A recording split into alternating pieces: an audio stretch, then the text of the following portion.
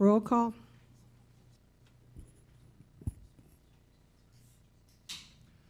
Parker, Misselinich, Here. Olson, Here. Zittergruen, here. Chisel, Here. Whittle, Neal. Here. Anybody who wishes to speak to the council, come forward, state your name and address, and you'll have 3 minutes. Hello, my name is Danielle Dotson-Rod, 2136 Horn Hollow Road, Decorah. I'm one of the 2 Wenatchee County Saddle Club representatives.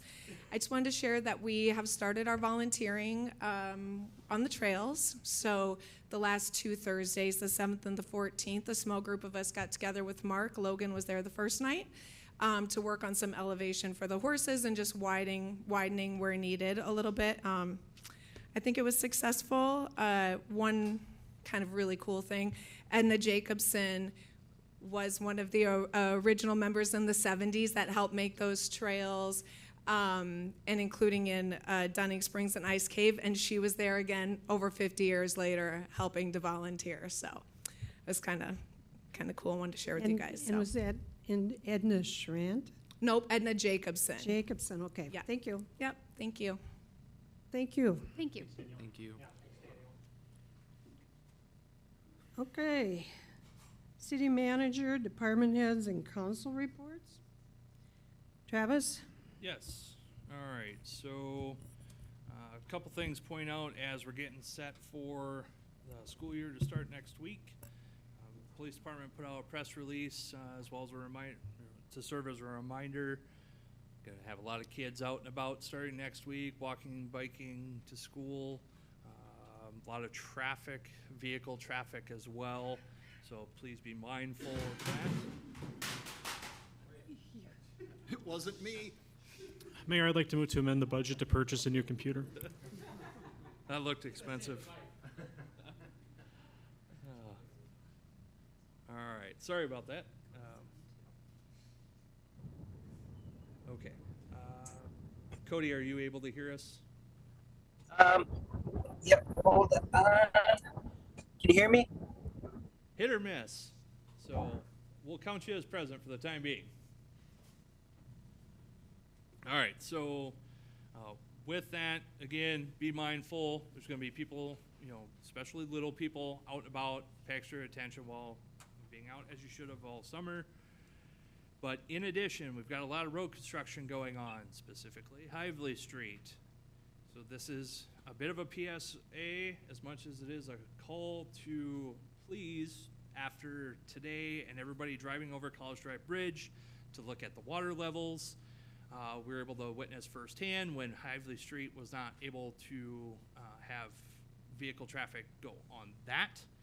It results in quite the backup on Water Street. So please, if you do not have to drive downtown at your peak hours, Monday through Friday, during the school year in session, please go around.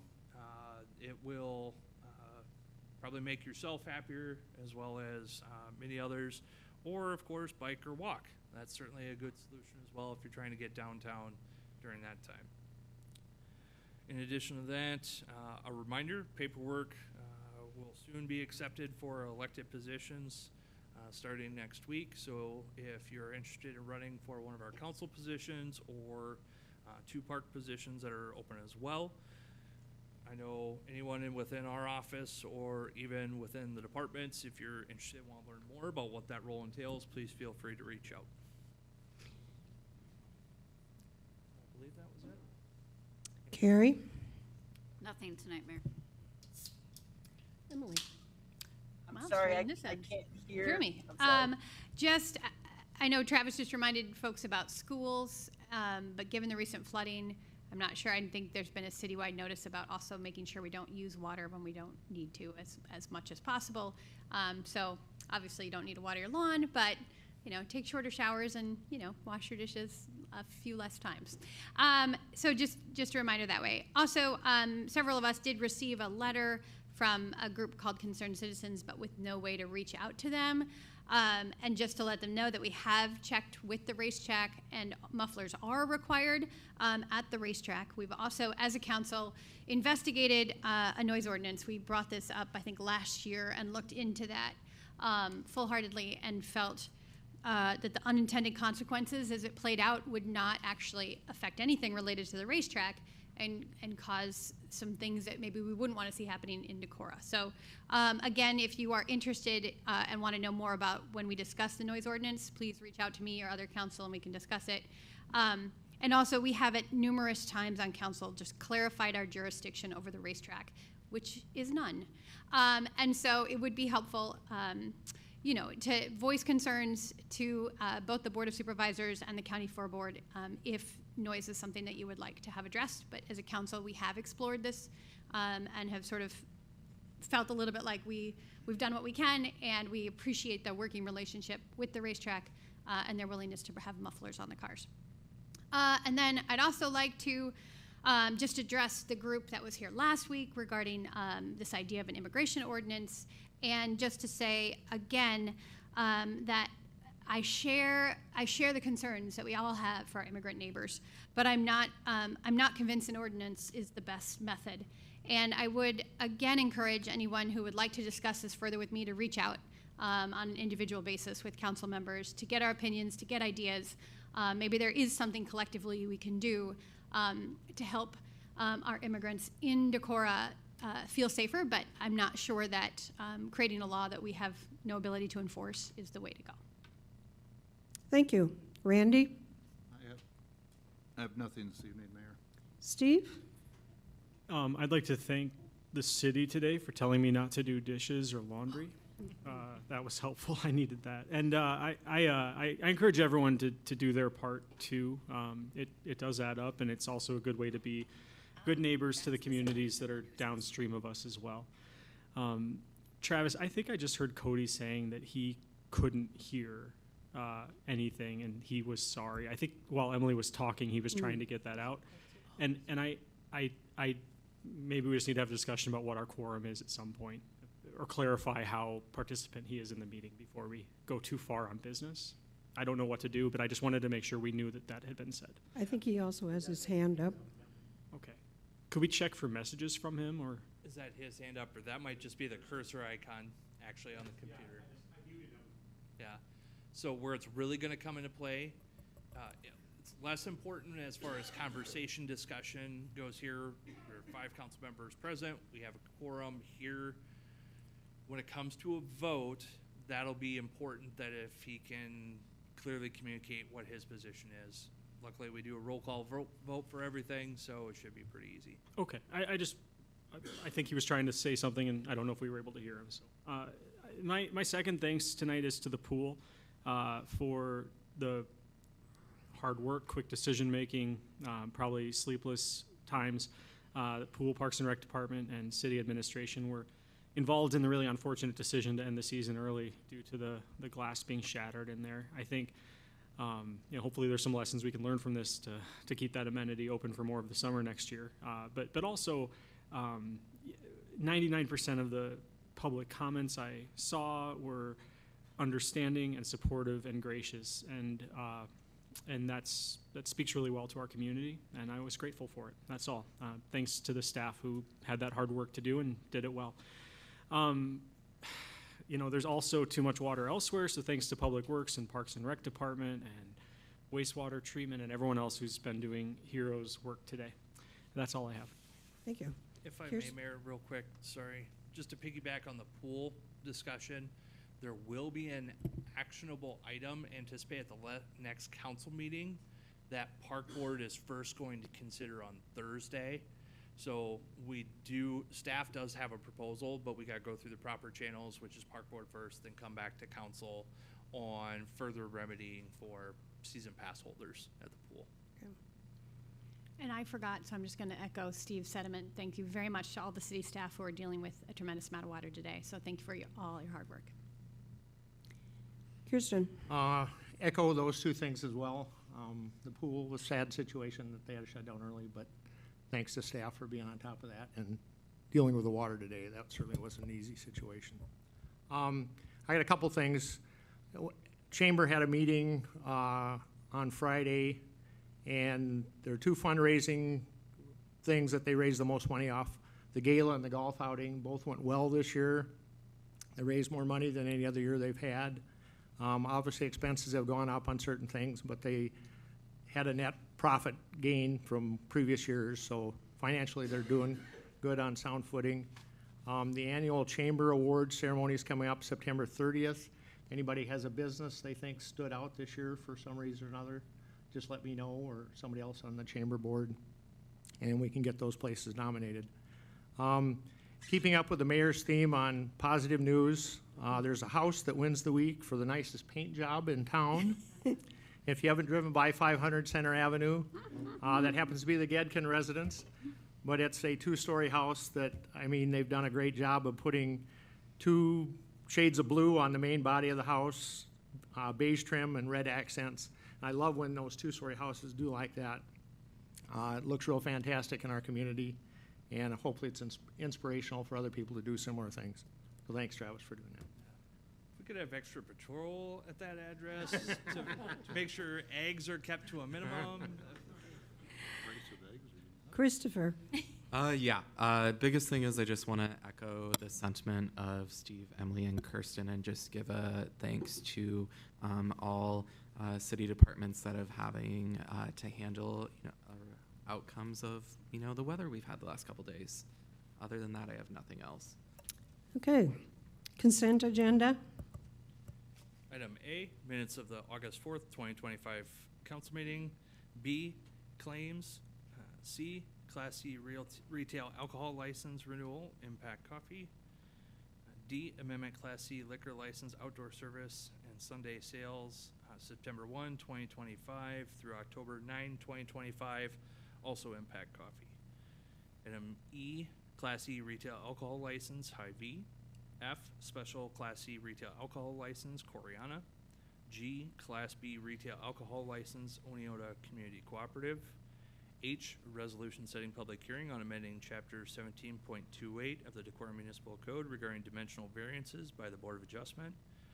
I, resolution setting public hearing amending chapters 17.68, 17.72, and 17.76 of the Decorah Municipal Code regarding accessory dwelling units. J, resolution authorizing the execution of an agreement with the Iowa Department of Transportation for Living Roadway Trust Fund Grant Project Number 90-00-LR26-302. K, change order number 2, Decorah Hively Street Improvements Project. L, C3 design permit for 111 East Water Street, Greg and Katie Kolosh. And M, C3 design permit application for 130 West Water Street, Morpho Properties LLC. I'd move to approve the consent agenda. Second. Motion made by Ms. Linich, seconded by Olson. Further discussion? Just a quick question on the hydro seeder. Mhm. This isn't replacing a piece of equipment. This is just buying a new attachment for a skid steer Correct. that our share is going to be 10,000 of. Is this? I did lots of background work today. I didn't ask these questions. I wish I had. But is this something that we have immediate need for, ongoing need for? What have we done in the past when we would have used this? I'm just kind of curious about it. So in the past, we haven't had a big demand for this, so we'd contracted out. But part of this Living Roadways Community program that we applied for and were admitted to, our plan that we identified in there was to seed with native plantings a lot of areas that we currently mow and maintain. So this cost is meant to allow us to broadcast spread that to hydro seed all of those planting areas without contracting it out.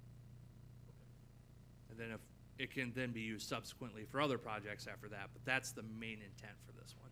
And I assume it's got quite a long lifespan because it's not tons of moving parts and maintenance, or maybe it is, I don't know. I mean, I wouldn't say a ton by any means, but it does have some maintenance across the lifespan of it. I'd hate to try and quantify that. Mark, yeah, because it is just an attachment it's not a dedicated piece of equipment. It's an attachment that goes on the front of a skid loader so that it's applied off of the hydraulics from the skid loader. Okay. I mean, I just checking in on it. Curious what it did. That sounds great. Carrie, do we have a plan for where we're taking the money from? Our match? Or Travis? Okay. I would say it was shared, right? Thanks. Okay, roll call? Ms. Lunich, Aye. Olson, Aye. Zittergruen, Aye. Jizzle, Aye. Whittle, Aye. Neal. Aye. Motion carried. Conduct public hearing on amending municipal code of the City of Decorah, chapters 17.28, 17.120, regarding special exemptions in the F1 floodplain district. Can you give some background on that first, please? Yes, so I'll give the background for both items 6 and 7, 6 being the public hearing, 7 being the actionable item of council. So public hearings required prior to consideration of any ordinance that would amend the city's zoning section of code. Planning and Zoning Commission has not recommended this proposed ordinance, so city code would require for this to pass that 5 out of the 7 council members would have to vote in the affirmative to override. No written comments or objections have been received at this time. The proposed resolution does stem from the discussion surrounding the Decorah Athletic Complex and that desire to not pave the parking lot. However, this is, of course, uniformly applied across our zoning section. So the proposed changes would allow the Board of Adjustment to grant a special exception permit for a gravel parking lot in the F1 floodplain district. This also cleans up some other language, pretty trivial to the rest of the change, but the principal change is paragraph C, which would read, gravel surface parking subject to plans approved by the city engineer that is maintained to prevent the ponding of water and to prevent dust, silt, dirt, and gravel from leaving the parking area would be allowed by a special exception permit if granted by Board of Adjustment. All other requirements of city code regarding off-street parking area requirements shall apply, so parking minimums. The exception to that being, and it is explicitly stated in paragraph C, the interior landscaping components. So a lot of times our code has an interior landscaping component. Couple of things it serves, but one is heat islands. So if you've got an large asphalt parking lot, you require trees, shrubs as part of that to break up the asphalt, provide shade. This, without being paved, doesn't have that as a requirement. Okay, I'll open a public hearing. Is there anyone who wishes to speak to this item? Hearing, seeing none, I'll close the public hearing. Consider ordinance amending municipal code of the City of Decorah, chapters 17.28 and 17.120, regarding special exemptions in the F1 floodplain district. First reading. I move the ordinance. Second. Motion made by Zittergruen, seconded by Chisel. Any further discussion? Just one question. I know we talked about this before, but does this put us on the hook to have to do other parking lots like the swimming pool that haven't been done in the past? No, our existing code would require that. Right. Whenever there's a substantial improvement to be made to the parking lot, our existing code would tell us that we need to pave them. Okay, great, thanks. I just want to encourage my fellow council members to speak up if they're considering a no vote on this, given our quorum situation and the fact that, you know, there is a requirement for 5 affirmative votes for action on this. I think it serves the public well to be clear about your intentions for voting. So if you are hesitant to do this, I think it'd be good for us to understand your reasons why so that we can, you know, proceed in a way that serves the public best. I think this is a good move because our community clearly asked us as a city to identify ways that we could still achieve a really great recreational complex at a lower price point. And we were extremely successful at doing that with the rebidding process and with changing some of what we asked for, including getting a quote on a bid that didn't include paving our parking lot. I also think that this is good stewardship of the floodplain for our downstream neighbors. While a gravel-packed parking lot is not super great at absorbing water, it is better than asphalt. And it leaves us more options for down the road for, you know, maybe better ways of proceeding with this if we really desire a surface than just putting down the cheapest asphalt that we can. Permeable pavers might happen in 10 years, or, you know, who knows what happens. But I do think this gives the Board of Adjustments the flexibility to make case-by-case decisions about recreational parking lots. That means that we spend more money on things people enjoy and less money on the concrete they walk on the way there. So I hope you vote yes. I don't intend to vote no, but I do want to, the optics of it, right? I mean, here we are having a flood. And so what allows me to feel comfortable voting yes on this is the fact that it is more permeable than an asphalt parking lot. So if we were actually following our original code and had to do asphalt, it would be less permeable than what we are hoping and intending to do. So I just want to make that clear given where we are sitting today. And I do hope that in the future that we can find an even more permeable surface for this particular parking lot and floodplain. Okay, roll call. Zittergruen, Aye. Chisel, Aye. Olson, Aye. Whittle, Aye. Neal, Aye. Miscelinich. Aye. Motion carried. Consider site plan approval for Decorah Athletic Complex. Do you want to give some background on that? Yes. Okay. So the city submitted an application for the construction of the Decorah Athletic Complex on Old Stage Road. City Code Section 17.36.020 requires that the proposed development be first reviewed by the Planning and Zoning Commission and a recommendation made to the City Council. The city engineer's review is provided as Dropbox file 8B and includes all of the following. Facility name sign is not included in the plans. That's more a notation than anything. Item 2, make sure all easements are included in the site plan. Again, that's kind of a catch-all that we list. 3, present zoning not listed on the plans. 4, lot dimensions and total area are not shown, as in not labeled. 5, owner to confirm water and sewer services with Public Works Department. Again, that's one of our catch-alls. 6, future restroom and concessions, building, parking lot, sidewalk, and contract alternates of extra diamonds and batting cages. They're in the plans, but not detailed. So if they're approved, they could be as part of that consideration as well. Item 7 was a repeat of item 2, so you can skip that one.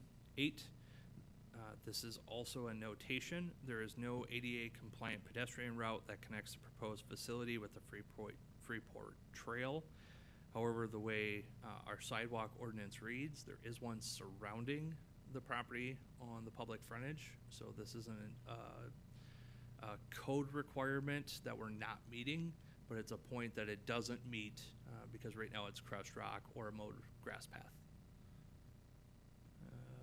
Let's see, item 9, plans include gravel for access road and parking lot, which is currently against code, but the proposed change, which was just read for the first time at council, that would set up the city for an application to Board of Adjustment for special exception permit.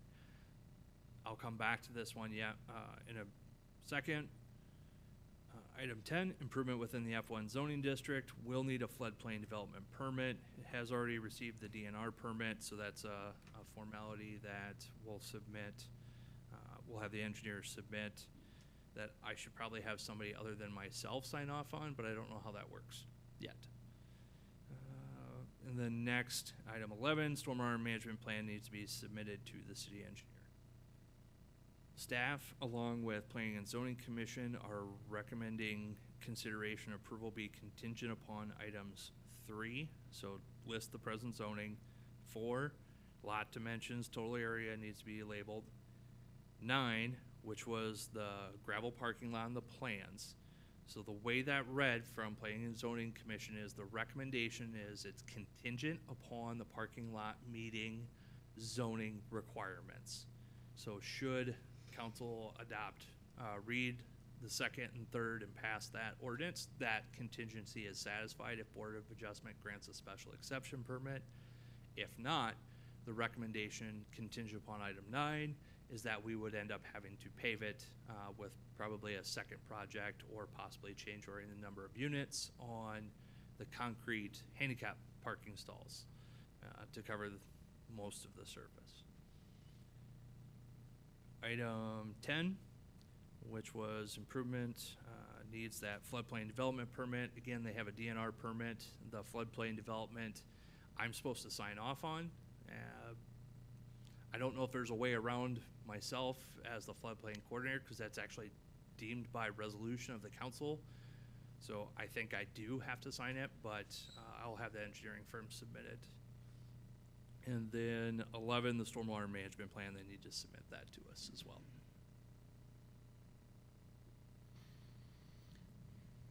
Before a motion, a quick question. I assume that some thought went into the ordering of items 8 and 9, but given that we haven't yet determined what we're building, how are we approving a site plan first?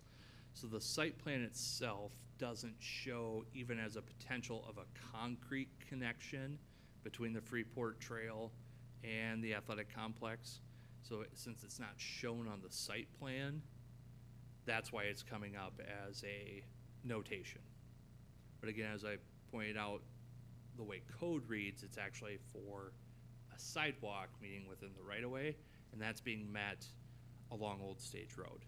I should have been clear. On the agenda, items 8 and 9, not the. Oh, sorry.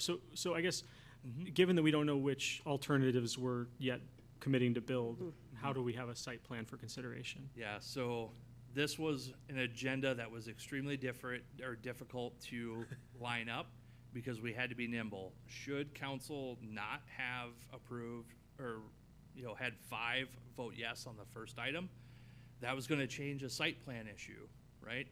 And then that would also change, so if council said, yes, we want to have that as paved, that would then change item 9, where we're awarding the contract based on the recommended alternatives, because we'd have to save money for paving.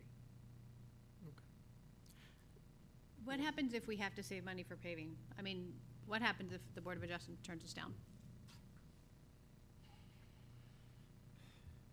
It's future Travis's problem?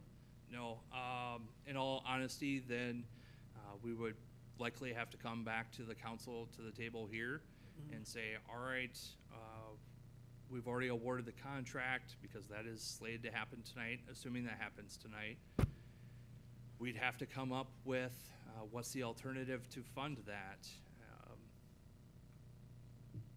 Just in fairness to government, I mean, I want the Board of Adjustments to have free will when it comes to like approving this, and this is their purview to look at. And I don't want us to automatically assume that they will. I'm just saying that I don't want people to think the system is rigged in any way, that somehow we're doing this, so adjustment must do this to us too. I mean, that's the difficulty in this. Yeah. No, that's what we'd have to do. We'd have to come Okay. back to council and say, all right, we've got to pay this now. How are we going to pay for it?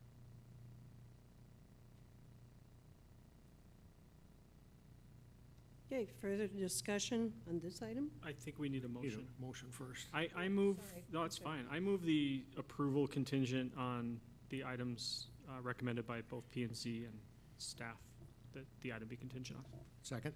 3, 4, 9, and 10 and 11. Motion made by Zittergren, seconded by Olson.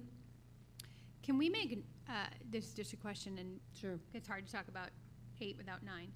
Can we make 8 contingent, or sorry, can we make 9 contingent on approval by the Board of Adjustment?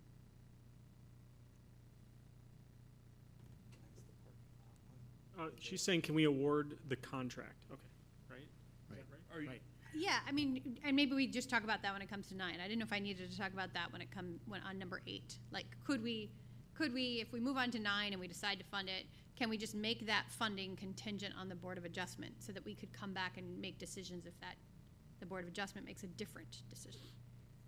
Well, I mean, just thinking through that, the contract would not be effective yet. You'd have to wait until Board of Adjustment made its decision, but that ordinance hasn't even passed yet or been adopted and published. So you got to think through that timeline. That would be, are we getting November? November? So You could maybe catch October, depending on the wave of the third and adopt. how much of a difference are we talking about? Because I assume if we award 9, then we can't change that specification, and if we have to pave the parking lot, we have to come up with an additional amount of money to pave the parking lot, correct? Correct. And what is that additional amount of money? We'd more than likely go back out to bid for a specific, just the paving portion. Uh-huh, And we essentially would have, I'd equate it to if I'm building a house. Usually I hire a general contractor, they hire all the subs, they build me a house, right? Well, what if I hire the general and you build all the house, but I keep the landscaping separate? So I don't have my project done, even though the house might be done, everything's ready to go, until the landscaping's done. This would be similar, as my project's not actually done until the parking lot's paved. So the way the contingency read is that the parking lot meets zoning requirements. So if it doesn't get a Board of Adjustment special exception permit, or if something changes, council doesn't approve the ordinance as it's drafted right now, then we would have to comply with the site plan, pave it in some fashion. But it doesn't have to necessarily be part of this contract. It could be outside of it. right, but that's what I just wanna know, is how much money would the city have to find to do that? Before we approve 9, like, I wanna know what's the damage if this doesn't go through. Yeah. Contract that it's bid, so I don't think anybody can answer that tonight. Okay, I mean, it'd be purely speculation on it. Because that was part of an earlier bid, but it wasn't broken down as like an independent. right, thing. right. Right, and Is that's that not still a valid Number. open bid, yeah. But does that give us a It just, sense? I Was it like mean, to be honest, it 200? just makes me nervous. I would, If the, if I'm throwing out a number just for the sake of conversation, I'm throwing out 200. that's better than $500,000. Yeah, it is. Yeah, I mean, that's the concern, right? I mean, I don't wanna, Well, look at John, his eyes aren't twitching, so I must be at least somewhat close. At least somewhat close. Okay. Okay. Unlike Travis. Okay, any further discussion? I think it's a good site plan that a lot of people have worked very hard on. And I doubt that there's anyone in the city who would say that what we end up building is going to be exactly what they want. This is a community project, and there's been a lot of input from a lot of different people with different interests. But it's a great site plan, and people have stepped up with fundraising enormously well in the last couple weeks. And so I'm excited to watch this move forward. My only question before the vote is, how helpful would it be for the council to consider waiving the second and third reading and adopting in terms of getting this thing on schedule or keeping it on schedule? Because I think we've done that before. We've come back to those items later in the agenda.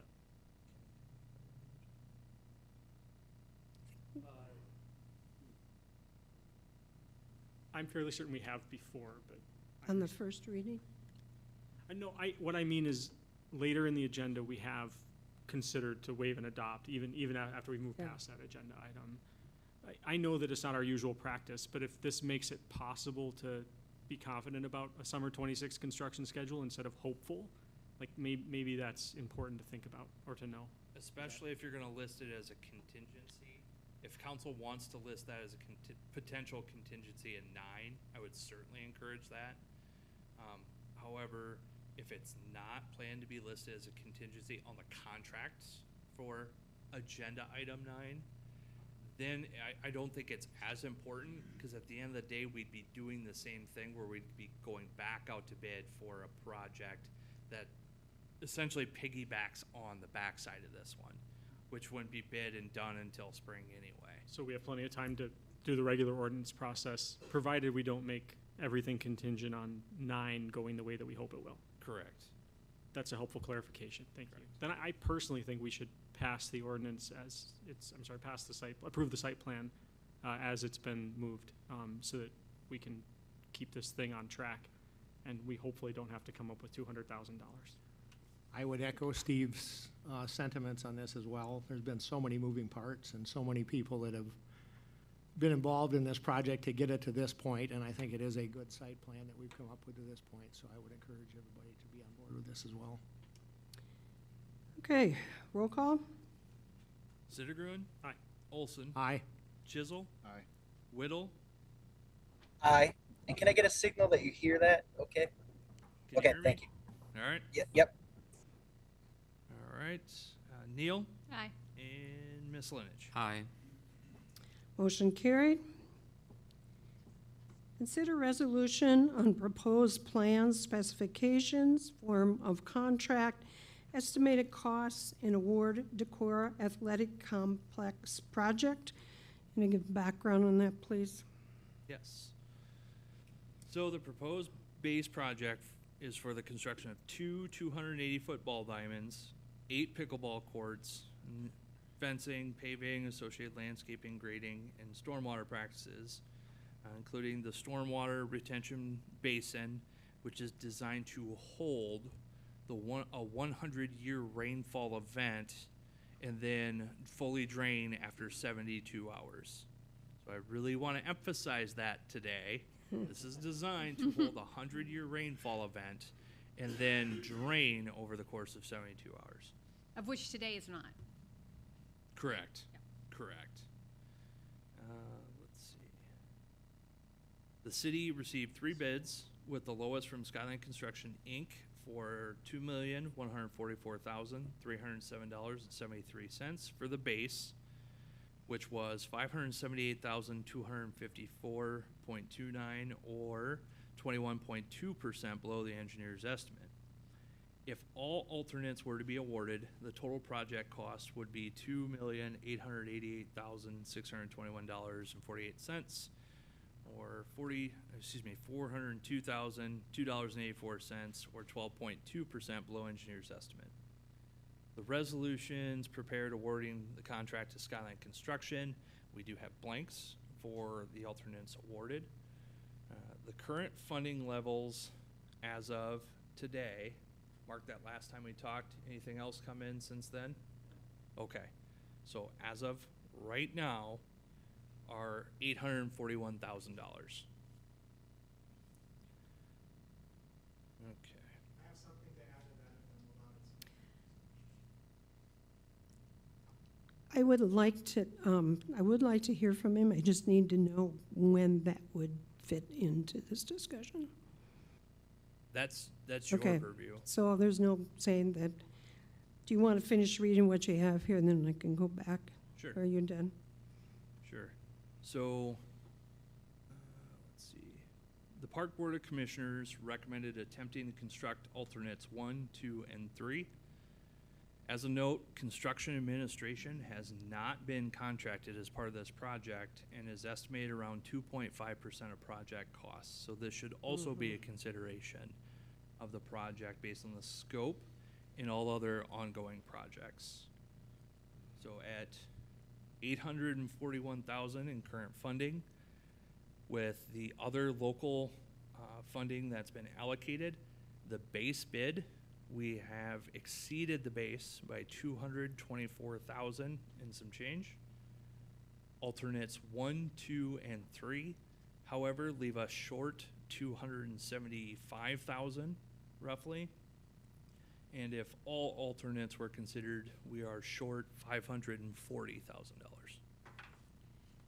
So Okay. clarification, if we fund alternative 1, 2, and 3, we are still short 75. $275,000. Okay. Would you like to come up and present what you have? I know you've been working on the fundraiser part. State your name and address, please. Thank you. Harlan Satram. And then you're going to have to just lean forward. There you go. Harlan Satram, 402 Upper Broadway, Decorah. Thank you. And thanks for being here. So I've been on the funding team for this project, and basically the funding has gone remarkably well, especially since we got moved to 8 pickleball courts because everybody was interested in that. But the real issue here is getting the whole complex done. So over the weekend, I had a conversation with Keith Bruning, the person who or the company that received this, or had the low bid so far. And I asked Keith if he and his firm would be willing to help this project from a donation perspective. And I gave him the $500,000 for the whole complex and $250 for a field and all that. So anyway, long story short, Keith told me he'd get back to me on Wednesday of this coming week. But then a half an hour later, he called me back and said, Harlan, we will give you guys $150,000 with the expectation that all 8 alternatives be included. Okay, so I don't have copies of this because I literally had this signed at 20 minutes to 6 tonight. So, but it's yours. There's an addendum to it though that I will explain. So when I talked with Keith about this, he said that he thinks it would make the project really great if you could put in the curb and gutter of the parking lot during the process. That's not an alternate. It was just his suggestion that would actually give a strong definition to the project. It would mean that whatever you filled in between the curb and gutter would be contained by the curb and gutter. And so bottom line is he was saying, could you consider, not as part of this, but in his words, plus put the curb and gutter as a change order, okay? And I'm gonna hand this to, who should I hand this to? Give it to Mark, if it's a pledge, yeah. That's great.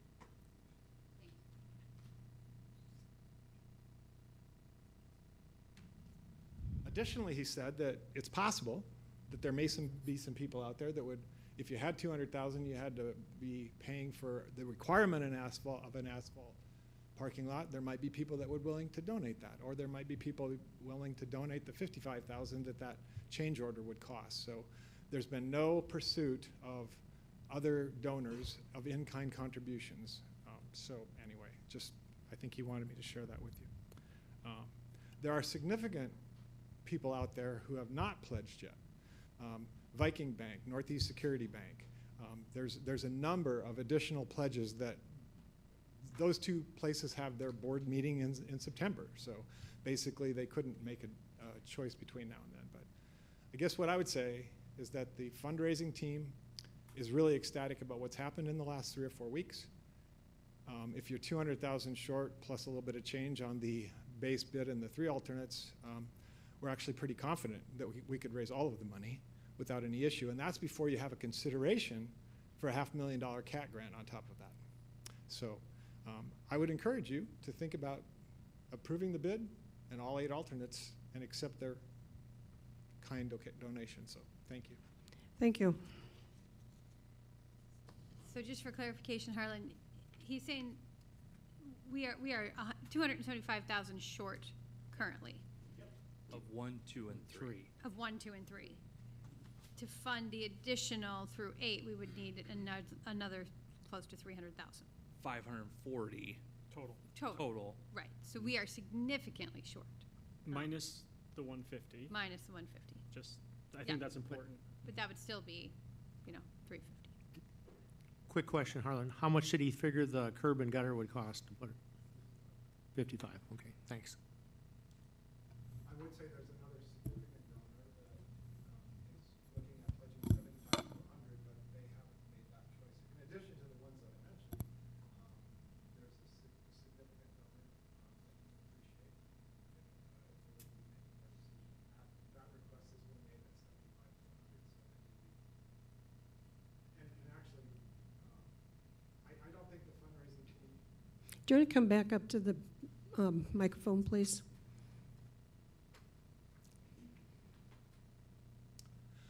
We're extremely optimistic about, you've designed, your site plan that you just approved is really awesome. And so we're getting everybody to buy into it. And so I think there's significant, I understand that you need to be conservative and not award things before you actually have the money in hand.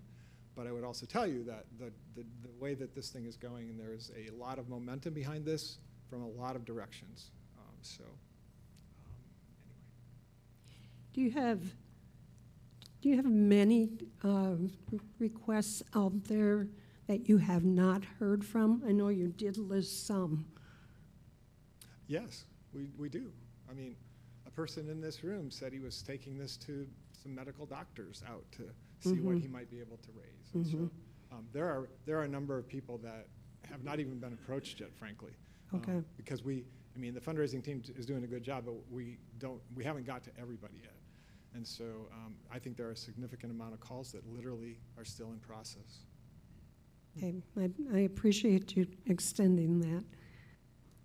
I really want to thank that group. I know the powers that they have, and I know how they can come and make a project like this happen. Yep. I will make one comment. The alternates, it's a big deal. I mean, you've got 3 alternates that were recommended, and the other 5 cost an extra $300,000. And so I know that that's a big deal. But I've talked with the baseball coach, Brian Nickel, and I've talked with a couple of others, and yes, if you were to go out to bid in a pure world, you might be able to cut some costs out of some of those alternate bids. And I'm sure you could. I mean, because they haven't spent nearly as much for the batting cages at Luther College as what your quote is here for the alternate for batting cages. But at the end of the day, if we can cover the base and all the alternates in a reasonable fashion and have a state-of-the-art baseball center, that's pretty awesome. And that's what I think you can do. Okay, thank you. Thank you.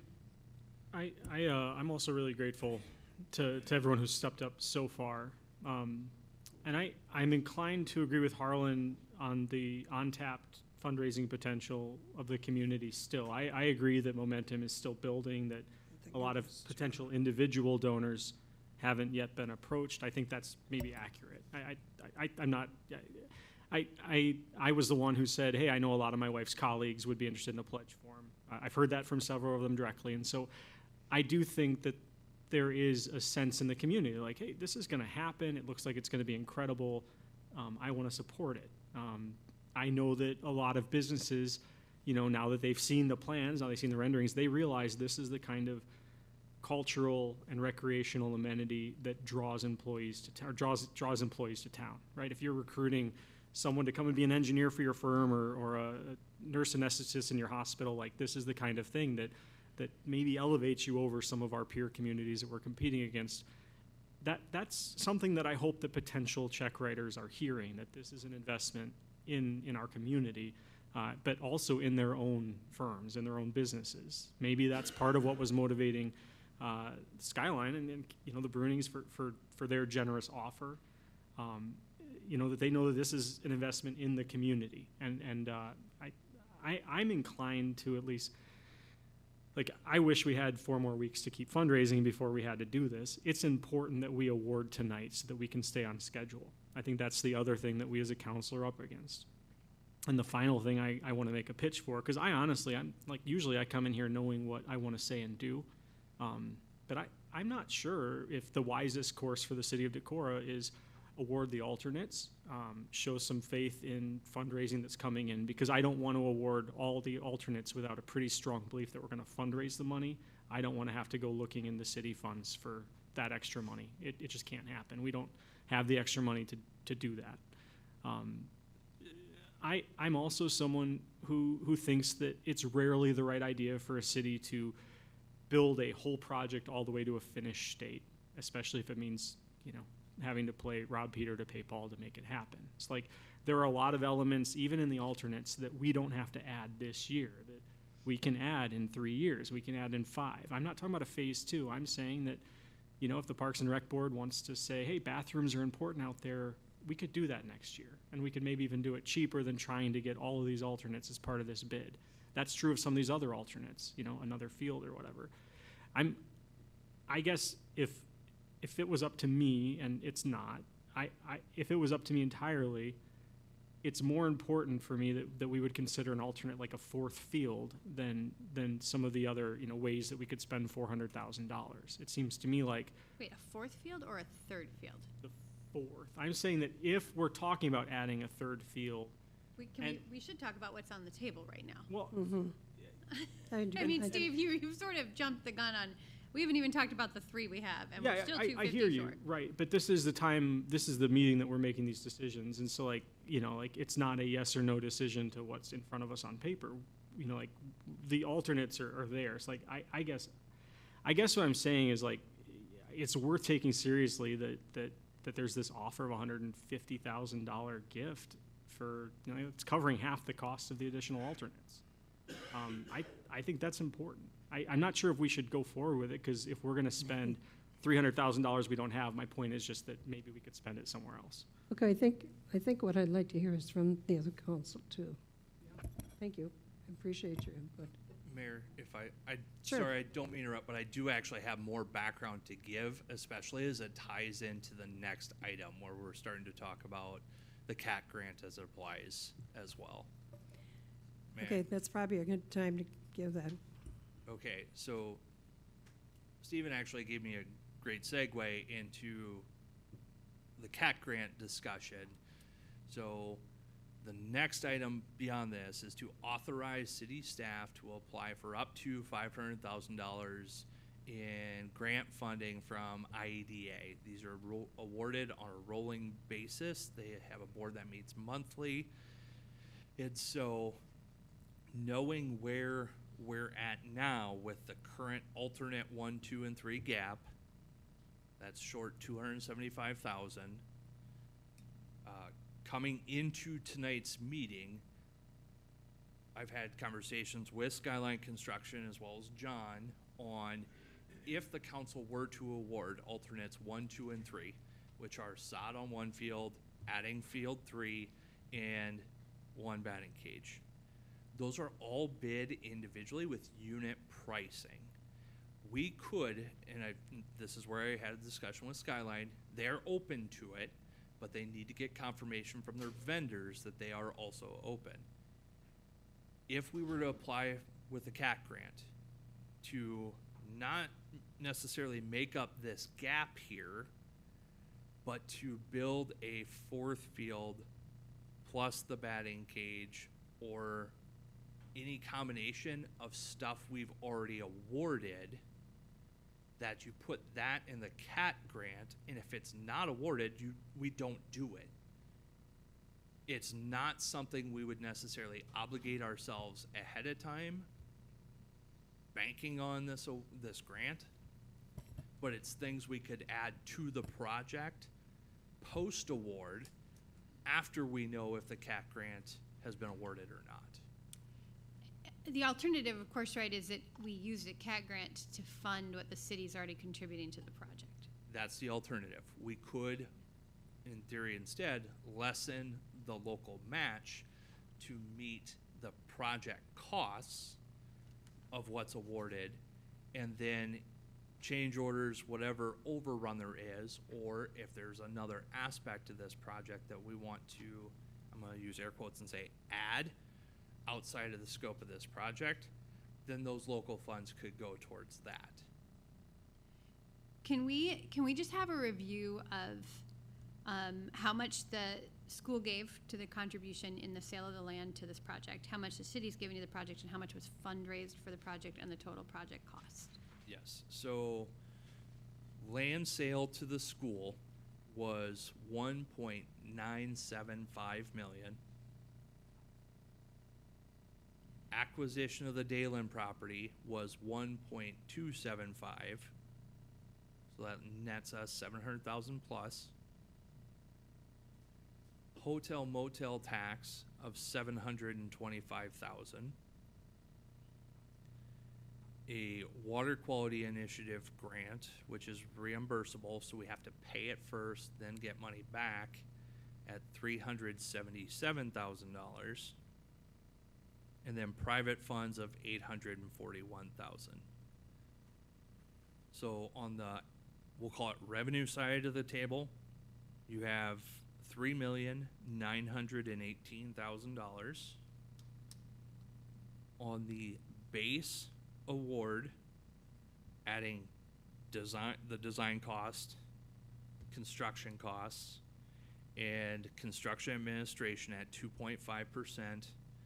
That's $3,693,415,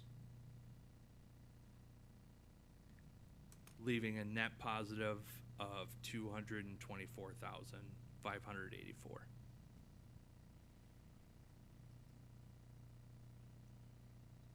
So one way to think about it is that the city has already invested about 2.75 million in this project.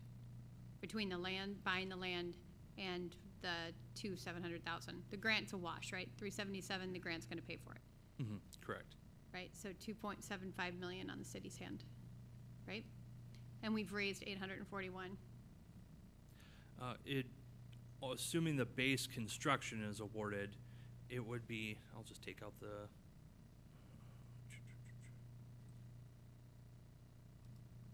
city side would be 2.7 million. Between general fund and hotel motel, 2.7. And then WQI pushes us up to that nearly 3.1. And 3 fields gives us 1 more field than we currently have. 3 fields is 1 more than, fields 1 and 2 that we had, past tense. And we're still 250 or 275,000 short to even have alternates 1, 2, and 3. Correct. What? But the 150 No, means we have to do that's- all 8. All 8 Yeah, plus 150 is only if we do all 8, Right, which, plus an additional 55. I mean, that's awesome, but that's also, I mean, we're government, right? We don't get to take giant risks with taxpayer money, right? We learn that every day. And I think it would be pretty disingenuous of us, and also the recognition that we have major city projects ahead of us, right? You can't drive the streets of Decorah without thinking of a $500,000 road that needs to be fixed and repaired, right? I live on one that needs $3 million worth of repairs. We've got a library that needs repairs. We've got a fire station that needs to be built. We've got City Hall. I mean, the list is endless. And we have already invested $2.75 million into an incredible facility with 1 more field than we will currently have. So I guess in my mind, I don't see us devoting and risking another $1 million to get this project fully done when we know that it doesn't need to be, right? We can continue to work on this project over the next 10 years. We don't have to have 4 baseball fields and this bright, shiny thing all at once. That was the point I was trying to make earlier, honestly, that cities need to develop incrementally. Yeah, and so there's just a concern in my mind. Like, there's a part of me that doesn't want to fund the 3rd field right now because it's great to say that funds will come in. We don't have funds in hand. And so we're already risking if we don't. You know, in my mind, if we get a CAT grant, then I think that helps offset the money we're already spending so that we can invest in other projects, so that we can reach even more of Decorah and the things that they need.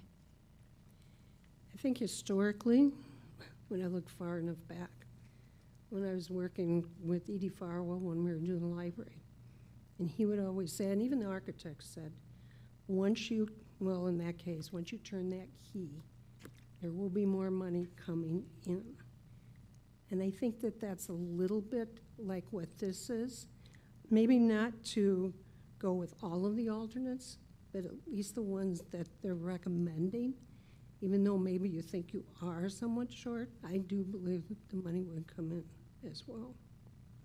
So you said once you turn the key, the money will still keep coming in? Right. Okay. Yep.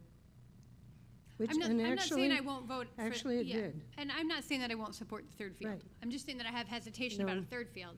I am no hesitation to say no on the rest of the 8. Because Okay. to me, 150,000, that's great, but that doesn't get us all 8. It doesn't even get us what we need to complete the 3rd field. So I guess an offer of 150 to help us get to what we need to the 3rd field would be awesome. And then the rest of the money that comes in, we can use for the rest of the 8. But I'm already nervous that we don't have enough for the 3rd field. And I recognize, yes, money might come in, but we're government. We're not a profit-making industry. And we have loads of projects that need to be done. This is a project that people want to give money to, and no one wants to donate money to fixing up college draft, like no one. And people can still give money to it. And the nice thing is there'll still be things for them to do if they want to give money to it. I mean, we've got a This- splash pad we could use if people want to give money to it. Okay. This reminds me a lot of when we were developing the Trout Run Trail. Initially, that was just going to be a short run behind the levee here out to the trout hatchery.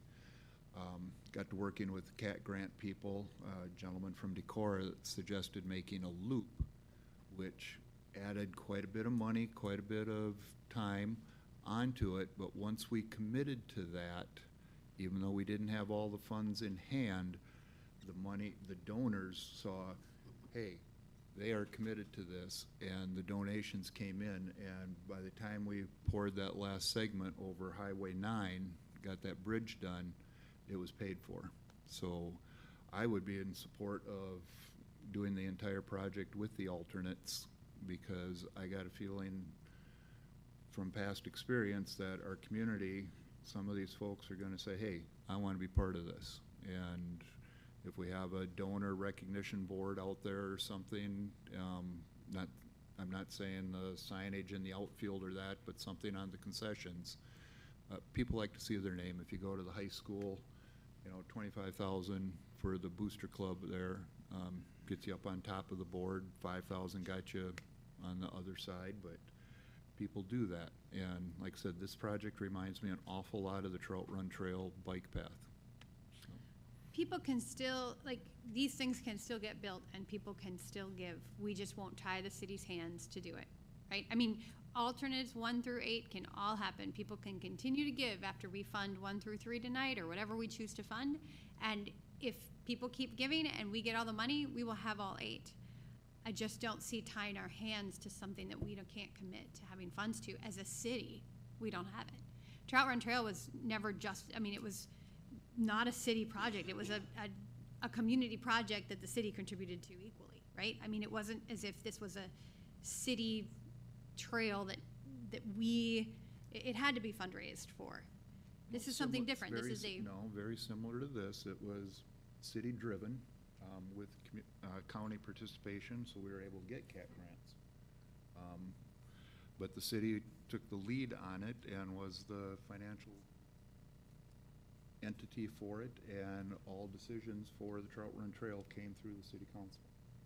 But it still wasn't, it wasn't a, how do I want to say it? I'll think about it while other people talk, but it's thinking about our baseball fields, right? We have baseball complexes that we have moved and redone, and the trail, we never had a trail to begin with. So to me, that was a new, Vision Iowa funds, I think, went into the trail, or anyhow, I'll let others talk, but I think I sort don't of see get them. what you're coming from in terms of this being a new thing, and it should be not necessarily assumed to be like the Trout Run Trail being new. This doesn't follow the same rules and shouldn't be expected to. I do want to push back a little on your sort of saying that if money keeps coming in, nothing's preventing these alternatives. That I don't think is true for all of them, unfortunately, that if we award this tonight, I don't know if there's very many legal ways for us to add many of these alternatives after the fact. Like, once we award tonight, we're not going to have fences with the concrete under them because we have awarded the bid. Could you clarify if I'm wrong? Yeah. Correct. So, well, certainly there's other ones that if alternate 8's the easiest one to point out, the concrete versus asphalt. If you don't award it tonight, you're not going to award it in the future because it's already been built in asphalt. And so that's one that I'd point at that you're not doing afterwards if funding keeps coming in. Same on the replace the gravel service with asphalt millings. If they've already rocked it, you're not going to then turn around and put asphalt millings on top as well. But to get to the legal Can you issue, put concrete under fences, like the pads? Would that be doable? you can, and there are alternates as well on the type. I think the school, Mark, can you remind me, is it school or Luther? One of them's trying the rubber mats that are going in under the fence. School is. It's after the fact. You install them underwards after the fact. So they're going to try those this year, and from a staff standpoint, honestly, we weren't anticipating award of that, so we're paying attention, monitoring, seeing how well that goes. If that's a recommendation we'd make for a retrofit. How about Kirsten, do you have some? I'm inclined to agree with what Emily's been saying as well. I mean, I can see going with alternates 1, 2, and 3, but to commit money as a government entity that we don't currently have in our pocket ready to spend is an awful scary proposition to me, especially given the fact of what we have coming up on the agenda later on tonight. We're going to be looking at bonding a couple other things. We've already voted in to bond a $38 million school. I'm wondering at what point in time people are gonna be reluctant to quit funding certain things that we have. So I guess I'm willing to look at 1, 2, and 3, but I'm not sure I want to go down the road of the rest of them as well. Christopher? Yeah, I definitely would agree with the sentiment that was just shared by Kirsten and then Emily as well. You know, I would entertain conversations on alternate 1, 2, and 3, but overall, to the points made already, we do have a due diligence to taxpayer money, and I think we need to have these conversations and be respectable, which we are doing right now. And to an additional point that Kirsten made, we're going to have some conversations later on as well in regards to some other major asks that are coming up. So I feel that with that alone, in good conscience, you know, I'm open to having conversations on 1, 2, and 3, but nothing further than that. So Cody? Yeah, that's where I sit too.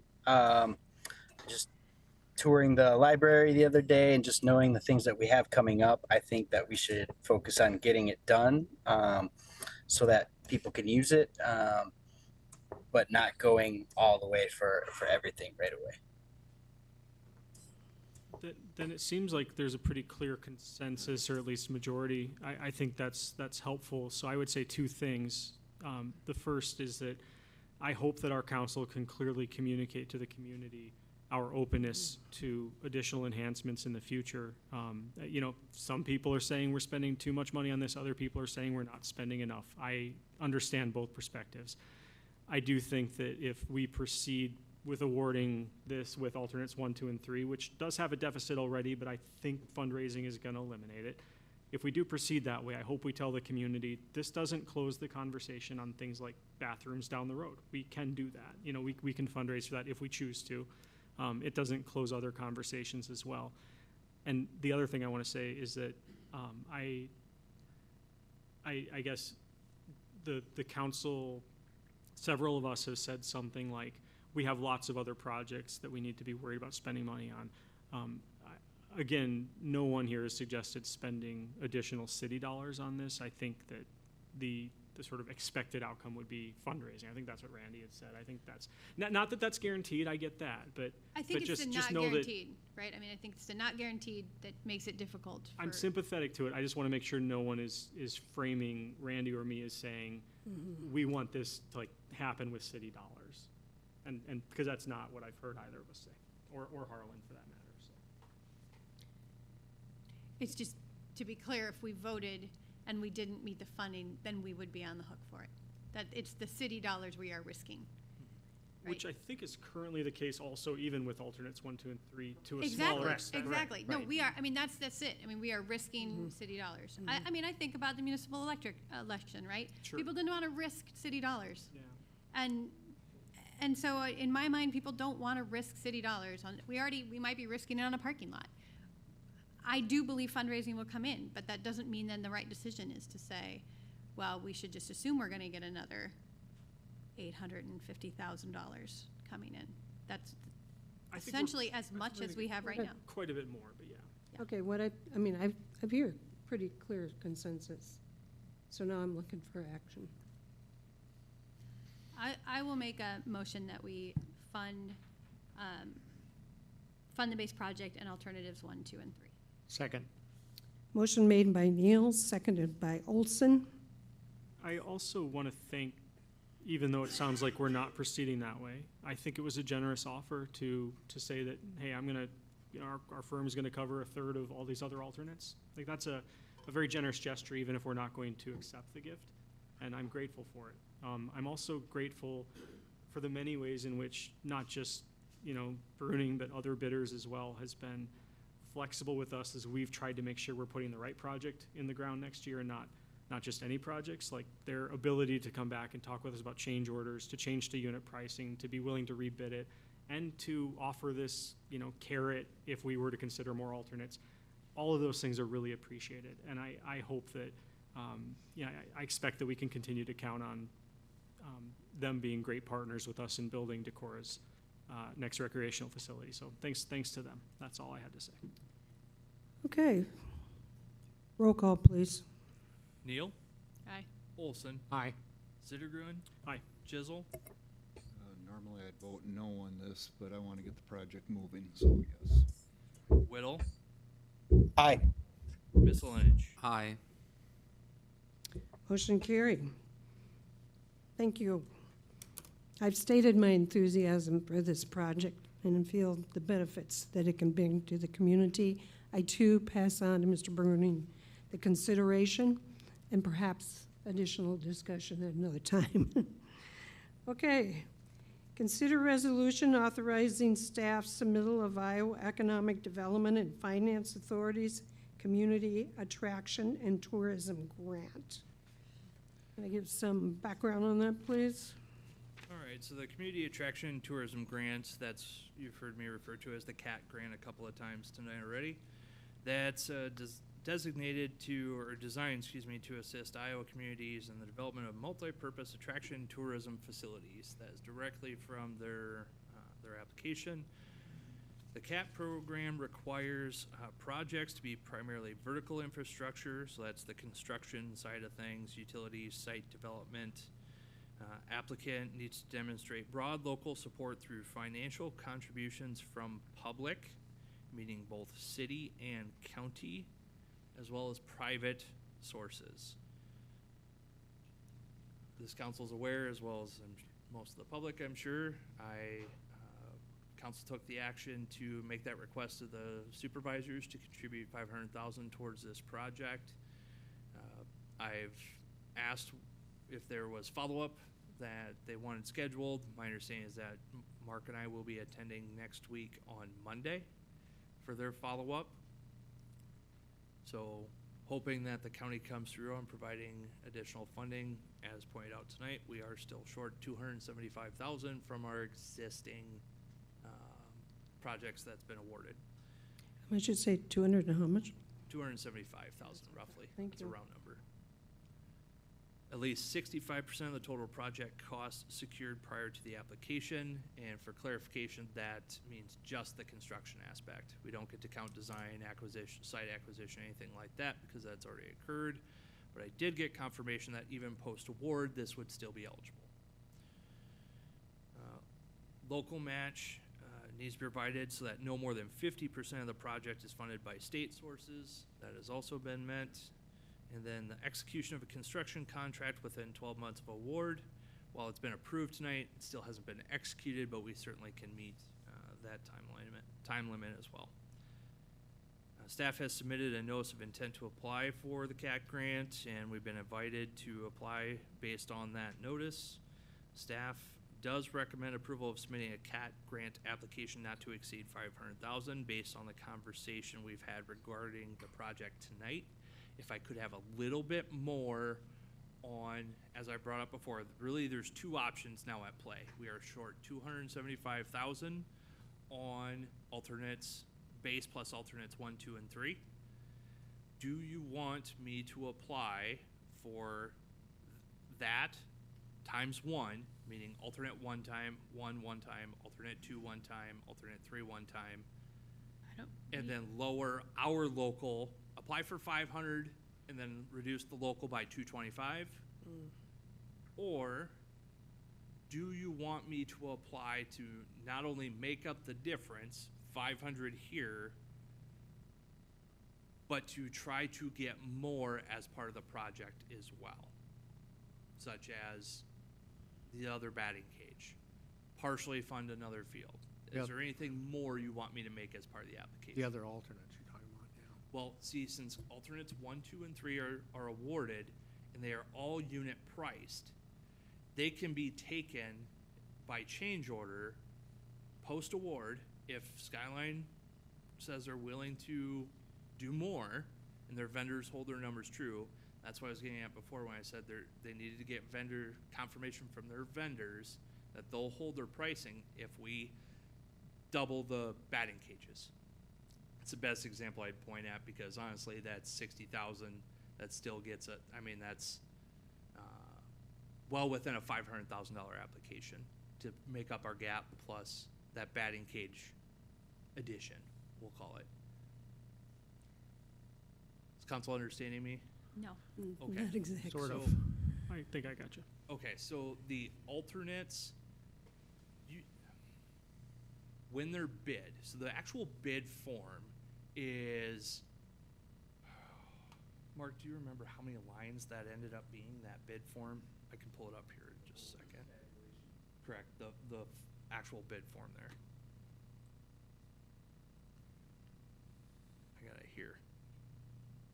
128 lines, plus there's several lines that are like 34.1, 34.2, 34.3. So all of these are individually line itemed out. In the bid tabulation that we see is the summary of all those individual aspects for that alternate. So line items 20 through 32 might be required to make that batting cage happen, but you just see the final price. How much can we apply for a CAT grant? 500,000. We could go more, and this asterisk is I would not recommend, Okay. because it's a higher threshold. You have to show that the project has significant regional tourism, as in like multi-state, which I don't doubt that this will still pull from Minnesota and Wisconsin. I'm not doubting that, but being able to demonstrate it to the point that CAT scores it well beyond 500,000, I don't think we'll meet. So I'd keep it max at 500. So I guess in my mind, we still need 275. So you would include in the CAT grant enough to cover the 275. Less whatever the county contributes. And because here is, of course, the issue is if the county says no, I mean, we might still be able to apply, but I believe we would come back as ineligible because we're lacking the broad community support from public funding sources. Go ahead. How much would the county have to contribute for us to cross that threshold? There's Wouldn't no make hard any to difference? find. Okay. Yeah, there's no hard to find. So actually, even no matter what they gave us, that would show community support. I mean, Give us 20 bucks. I mean, Sure, if they yeah. gave us 5, it's Well- probably not going to score very well.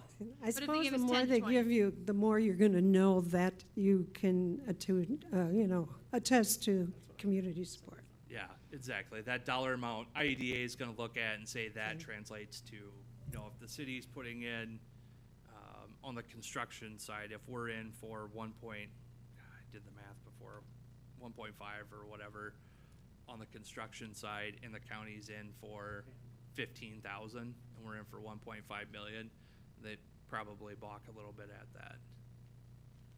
Well, I think in good faith, we should assume that the county will contribute enough to make our grant competitive, given that CAT grants are beneficial both the city and the county. Right. In my mind, it makes sense then. So what would so you're saying our two options are, we then take the remainder and offset the city costs that we're currently contributing, right? That's option one. And option two is we take the remainder and we fund something additionally. Correct. And what would that fund something additionally make the most sense? So you got to stick within the stuff that's already been awarded that has unit pricing that you could simply change the number of units. So it could be the sod on the field, the batting cages, or I brought up the fourth field because that's all unit priced that we can change the number of units. But But the if- fourth field would put us over the 500,000. Correct. So that was my ask of council is, would you want that application to make up this gap? Or are you wanting the application to reflect just more stuff that would be potentially awarded so that I could go to a CAT application and say, if you don't fund this, a fourth diamond is not happening, a second batting cage is not happening, as opposed to the alternate application is, if you don't fund this, we'll have to rely on other, additional private contributions coming in, or we'll have to provide additional local match that we have not allocated. Okay, no, so my next question is, okay, let's say that we apply for the CAT grant to cover the cost, essentially. not in adding any more alternates, but we got additional fundraising. Could that additional fundraising go towards alternates or other things at the field, no strings attached, right? So we could do the things like build bathrooms or pave the, That all depends on how we do it and their dollar amounts. If they're done after the fact, absolutely. But the dollar amount's gonna depend or dictate whether it needs to be a competitive bid requirement, a competitive quote requirement, or just go ahead, quote it, and build it. For example, this council's heard me say it before, the batting cages, where the engineer's estimates were, as well as the bid pricing from Skyline here, that's below the competitive bid threshold. So we could just go out and contract to have one built later without going through a competitive bid process, or even change ordering this specific bid. I mean, we could do it outside of it. If the project's ongoing though and the contractor's the same, it would probably make sense just to change order it into one project. If I'm a private donor sitting around Decorah, or if I'm a scoring member of the committee for the CAT grant, it's a lot less appealing to me to say, wow, if I open up my wallet, or like if I score this application highly, the city won't have to spend as much of their own money to get the thing they're planning on building anyway. It's like, I think what Travis is trying to encourage us to be thoughtful about is that some grant applications are a lot stronger than other ones. And the kind of grant application that is likely to do well, and the kind of messaging that's probably going to work best in the community, is saying, hey, if this grant comes through, this park is going to have features XYZ that it otherwise wouldn't. And I think Travis is wanting us to say, if we're okay with that plan and which features XYZ would be, in which case my vote would be that we not ask them to close our fundraising gap, because I bet we get the 275 through private fundraising. I think we should try to count on that. I'm happy with the city's current contribution. I don't think it should be more, but I don't want to go to the state to ask that our contribution be reduced by state funds. Yeah, It's but if like, we get I would say let's ask for a batting cage and a bathroom and, or a part of a ballpark or something, if contingent on us matching it. And I'm wondering, can we ask for money less what we receive from the county? Could we say we're going to do this and we're going to need any money minus what we get from the county and in private fundraising in the next 2 weeks? Correct, yes. So at the time of application, that's why I have the resolution phrased the way I do, that it's up to 500,000, pretty open-ended. Just authorize the staff to do that based on the conversation we have tonight. And at the time of application, let's say the county does come in at 500,000 at the full ask. I'll be honest with you, I don't know what I apply for then. So Golf let's simulator. use a different number, a water park. right? Let's use 100,000. So if the county comes in at 100,000, we've got 175,000 current gap. The question I had towards council, and Councilmember Zittergren is correct, it's going to be a more difficult application if we lower our local contribution and say we've already awarded a contract for this project, here's where we're at funding wise, but still show on paper that we've got a gap of 500,000 and make that ask, as opposed to if there are other amenities and things we want in this project, to say here is where the city's at. We have awarded a project at this dollar amount. The total project, if it's 4 diamonds, a batting cage, and bathrooms, we need 500,000 more to make that happen. That is a much stronger application. Would we be better served asking for things that we can't add later? Like we talked about the pickleball courts, if we do those at what we're currently getting the bid for, we can't go change that later. We already have So- those in our, What's that? go ahead, sorry. So I was just saying, pouring the cement underneath the fence and things like that, things that we can't add at a later point in time as part of this grant. We Okay. could, but they'd have to be done likely outside the scope of the project, since they have not been awarded as part of this contract and don't have an established unit pricing for them. So we could do a bathroom, right? It would have to be then done outside of But we could I'll- apply for a CAT grant. I'll be honest with you, we'll have a lot more conversations before I hit apply on that CAT grant application, because bathrooms can vary from, you know, a blue porta pot to, you know, the building design that served as a storm shelter that was $850,000. So obviously vast differences on what that could look like. I guess in my mind, what the most, I mean, as I think about this, I have a fair amount of trust. What I don't want is to commit more city dollars that we don't have backing for. So I don't want to get a grant for $500,000 and say, now we're on the hook to spend another $300,000, right? To do the $500,000. So half a baseball field is not appealing to me, because then we have to figure out how to get the rest of the baseball field. It's also less appealing to me because we already have 3 now, and I guess there are greater needs out there. Like, I do think bathrooms would be a greater need. The 275 is a big need that we need. So I guess, to me, I'm trying to prioritize, like, what do we need above what we have currently? What have we just funded, 1 through 3? I understand wanting to add more, but not at the cost of more tax dollars being contributed to the project overall. Right, and that's what I would put in the CAT grant application, that should this project not be awarded a CAT grant, all these things in here do not happen. So we would still be left with the gap on our existing contract price. Sure, okay. So that's how I would structure that application. I think a lot of us are saying the same thing here, that we want the CAT grant to be about amenities that would enhance the ballpark, but that we could live without, because we don't want to otherwise assume the responsibility. Is that kind of where you're at? Like, Yep. If we can get a bathroom in there and a batting cage and other things that won't mess with what we've already awarded. You know, we can't retrofit the concrete, you know, the asphalt into concrete, for instance, because that's been awarded, right?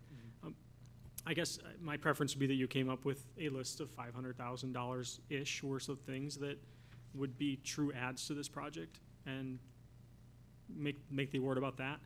And I mean, I'm curious, maybe this is the big question, is do we shoot for 1 additional ball diamond for the CAT grant, for the 4th ball diamond, or do we try to, like, cherry pick 4 or 5 of these other things? I think that's the question that would help Travis have an answer to, maybe, or? Yes, and Whatever comes up to Am- 500,000. Yeah, I That guess- ball field's what, 426? No. So I kind of go back to Steve's comment about taking care of what we have. So in my mind, we will have 3 ball diamonds, and I guess I would rather use the CAT grant to make those 3 ball diamonds great than to have a 4th ball diamond until we know we really need a 4th ball diamond, right? We are already adding 1 more diamond than we need, or we have, not need. We already add 1 more ball diamond than we have. So why not add some bathrooms, add, you know, better surfaces, drains where we need them, like, enhance this facility so that it functions really well. And if in 5 years we've grown this program so much we need a 4th ball diamond, then we raise money and we get another ball diamond. But I guess, agree with that. Do we to have me, enough? why not have 3 really great diamonds? Do we have enough in there to add up to that 500,000? Yeah, I think we could. Other than leaving the ball diamond out? Not in the alternatives, because so many of them we can't add anymore. Right. But there's, a building can be $500,000. If we put up a concession stand and bathrooms, like, that can be a chunk of change right there. If we add a batting cage, maybe an allowance for lighting of 1 field. I mean, there's options, and I think. And that's what I think we I should aim think for. Travis should bring us those kinds of options. Is that what we're asking? Yes. okay, so I'm hearing table for tonight. Well, you could still take action on it, but know that I'm coming back before I hit submit, Sure. so that Right. everyone's on the same page on what's going in for that application. I think lighting, bathrooms, what did you just A say? second batting cage. Second batting cage, all before a 4th ball diamond. Okay. And I like the idea of voting on it, because I think it sends a stronger meaning to the board of supervisors when we go. Right. Yes. And if Travis, people are still, sorry, but I was thinking, if people are still writing checks and they know that, like, oh, wait a minute, the city's gonna do this CAT grant, if I give them a little bit more money, then they have more stuff they can do in this CAT grant, right? So, That's very much the point I was about to make, so thank you. Yeah. Travis, Incentive. would it, I mean, tabling sounds like we're sort of kicking the can down the road. I think honestly, we'll be in a better position to know what should be in the grant with 2 more weeks of fundraising data, and I don't think the grant needs to happen tonight, right? So, Correct. I think this is probably good to wait for more information about fundraising and. Because even if the county, knowing the county's allocation wouldn't be until next week after Monday anyway, we're one more week off of that for the actual application, before the next council meeting. So another week plus of fundraising would probably put us in a much different position. Yeah. So what you're saying to table it till you get I mean, more you can- information? You can table to get more information, or if you want to approve it, to kind of send that message that we are going to apply for this, but we want that more information. We want the county, we want to know what the county is contributing towards it. You can certainly do it. It does authorize me to go ahead and hit submit, but I'm telling you, I'm not hitting submit until you guys agree with what's in the application. So a potential motion might be something like a motion to authorize you to submit a CAT grant up to $500,000 with a list of asks to be determined after watching fundraising numbers come in and further discussions among staff and council. Yeah. Or Second. actually, I'd like Parks and Rec Board to weigh in on it too, if possible. Then I feel comfortable with that might take more time, right? Yeah, that's true. Yeah, I like your first one. But they also meet on Thursday. Sorry, I didn't It's mean to coming interrupt, but Thursday. Park Board meets on Thursday. It's still in draft form.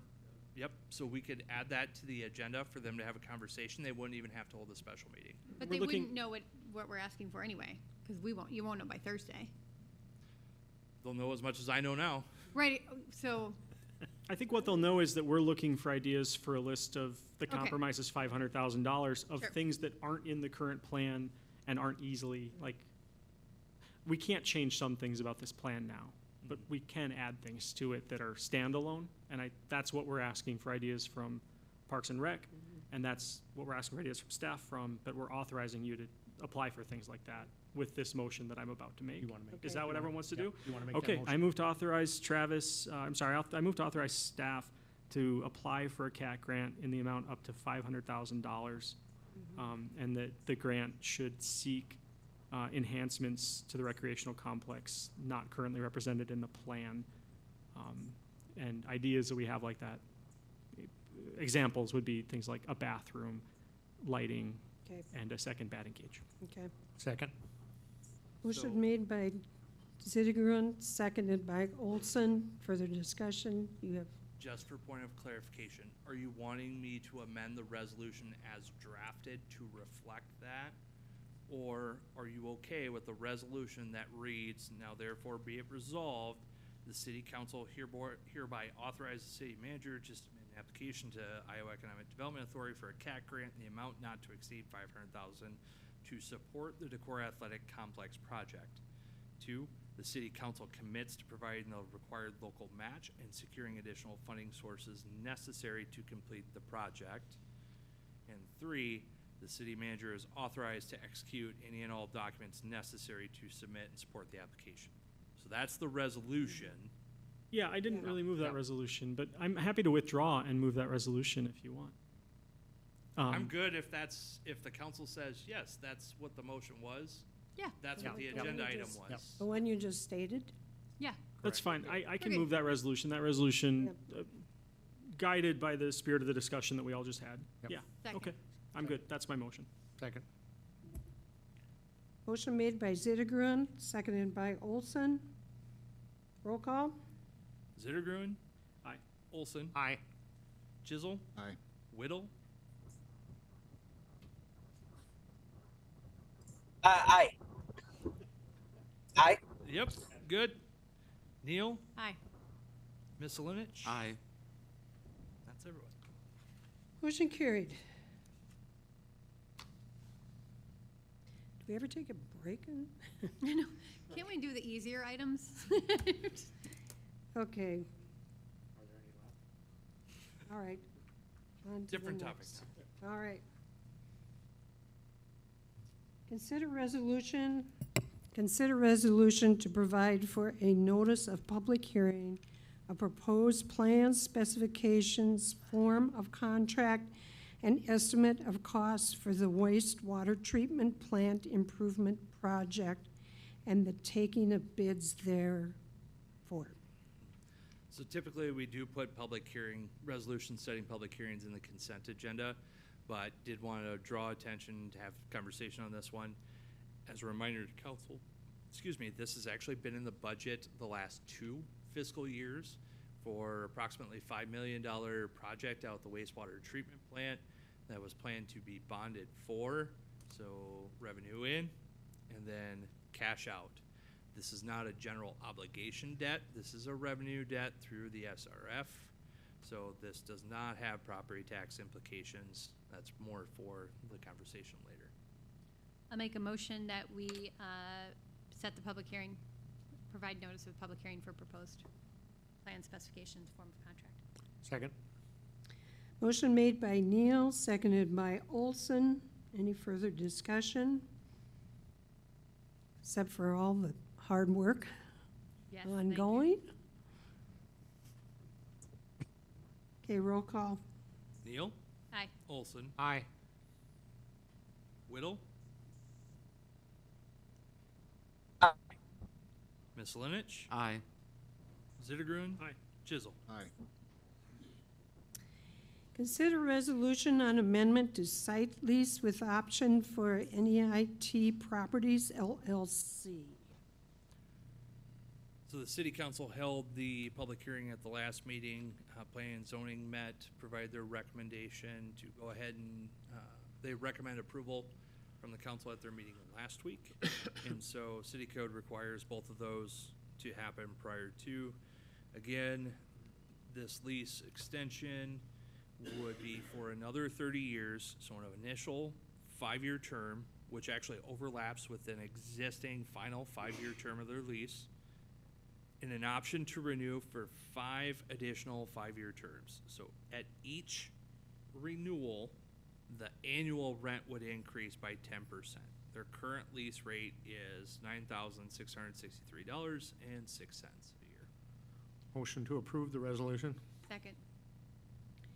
Motion made by Olson, seconded by Neal. Any further discussion? I have a question, and, you know, I guess my question is, you know, is this lease hardened against massive changes to the financial markets? Like if there's inflation that makes a 10% rate adjustment every 5 years seems stupid, and we're saddled with a lease that we're getting less money than we should be, you know, in 30, like it's a long lease. I'm just curious, like, are we worried that we're gonna wish we'd chain this to an inflation index instead of just assuming that this 10% automatic raise would be good? Yeah, a lot of times with these telco private leases, they try and stage them like that so that when you're doing like as a consumer, I don't like my annual utility bill to increase every year.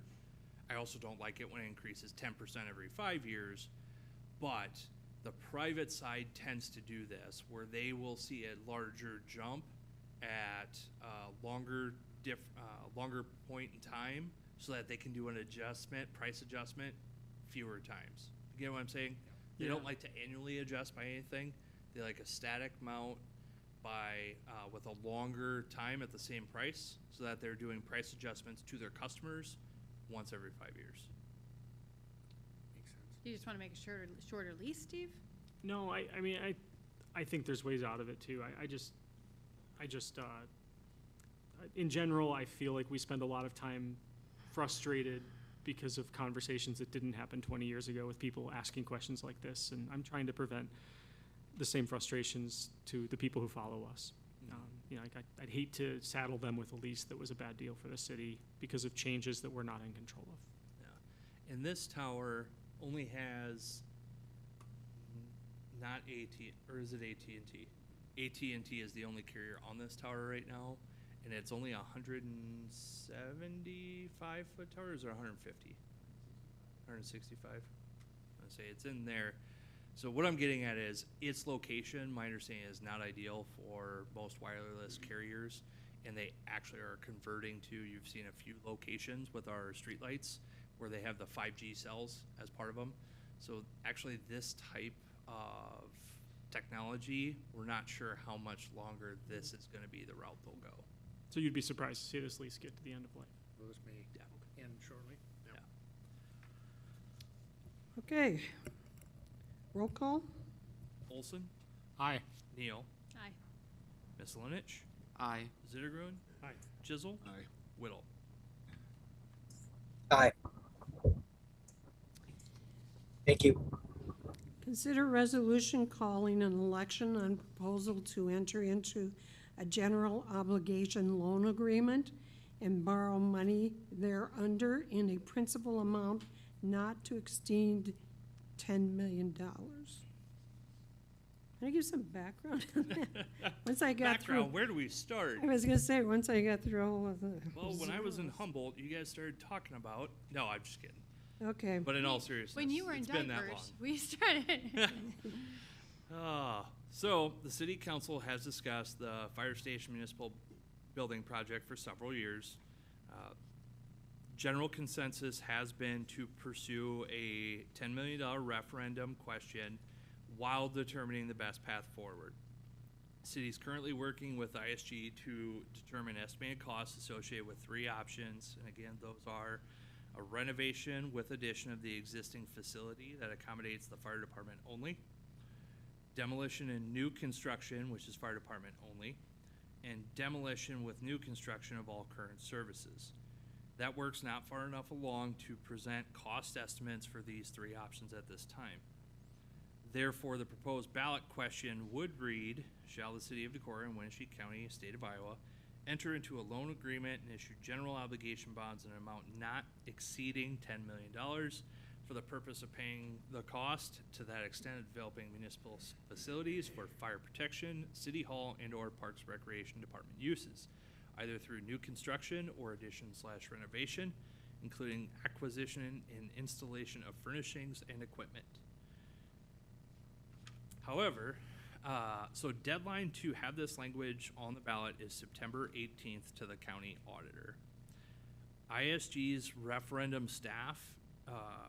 support staff is actually recommending we table this resolution in order to give them more time to get information on the council in hopes of either narrowing down the ballot language in one of 2 different ways. One, if council is hard and fast on the 10 million and ISG says, if you want new construction, you're at 11, 11 and a half, and you guys say, nope, 10, well, that certainly eliminates that as an option, right? The other being, if the council is open to that and we find out that 10 isn't enough to address that, then you want to bump that number up as a not to exceed, so we can get further down that path before we make a decision. And will they also be able to narrow the language so that it's not everything but the kitchen sink? Correct. So, Yep. And that's if we get to the point that council says, nope, we don't, we're sticking with 10 million, and ISG says, okay, well, new construction for, you're certainly not including administrative staff, Park Rec as part of that conversation, so you can at least kick that out. It might be you're not doing a new construction fire station for that. Kick that out. You're doing renovation addition only. I make a motion that we table the resolution on setting a general obligation bond. Second. Do you want to table it until we hear from ISG or just? Yeah, and I want to table it until ISG. I'm also willing to have a special session if we need to push it to that to get on the 18th, Right. to get on the ballot. So we So. do have. We have one on the 15th, but if Say for we some ha- reason, We have one on the 15th. Okay. I pressed ISG and I said I wanted something by the 2nd okay. because I'd rather not roll Oh, the dice. Yep, that's what I meant, that if for some But reason if they're between not the far- 2nd and the 15th, we needed a special meeting, I would prefer not to have to do it on the 15th. Maybe that's what I should have said. Second? Did you have one? Did you We moved did to get table? it. right? I We moved got it, a someone second. seconded it. Okay, I wasn't sure if there was one. Good. We did. We got it. Now, whether it was for the motion that went, No, I just made I made a motion, he seconded, I started Okay. discussion. Okay. So, my discussion was that Gotcha. I would prefer not to wait until the 15th to decide all of this. So if you felt like we needed a special meeting between the 2nd and the 15th, I would be open to that for this issue. okay, Yeah, my bad on the unnecessary second. I just thought it was a great motion. I wanted to approve. Good motion. Okay. I think we owe it to the voters to wait for as much information as we can give them about what we were asking them to fund. Exactly. Agreed. Okay, roll call? Neal? Aye. Miscelinich? Aye. Olson? Aye. Zittergruen? Aye. Chisel? Aye. Whittle? Aye.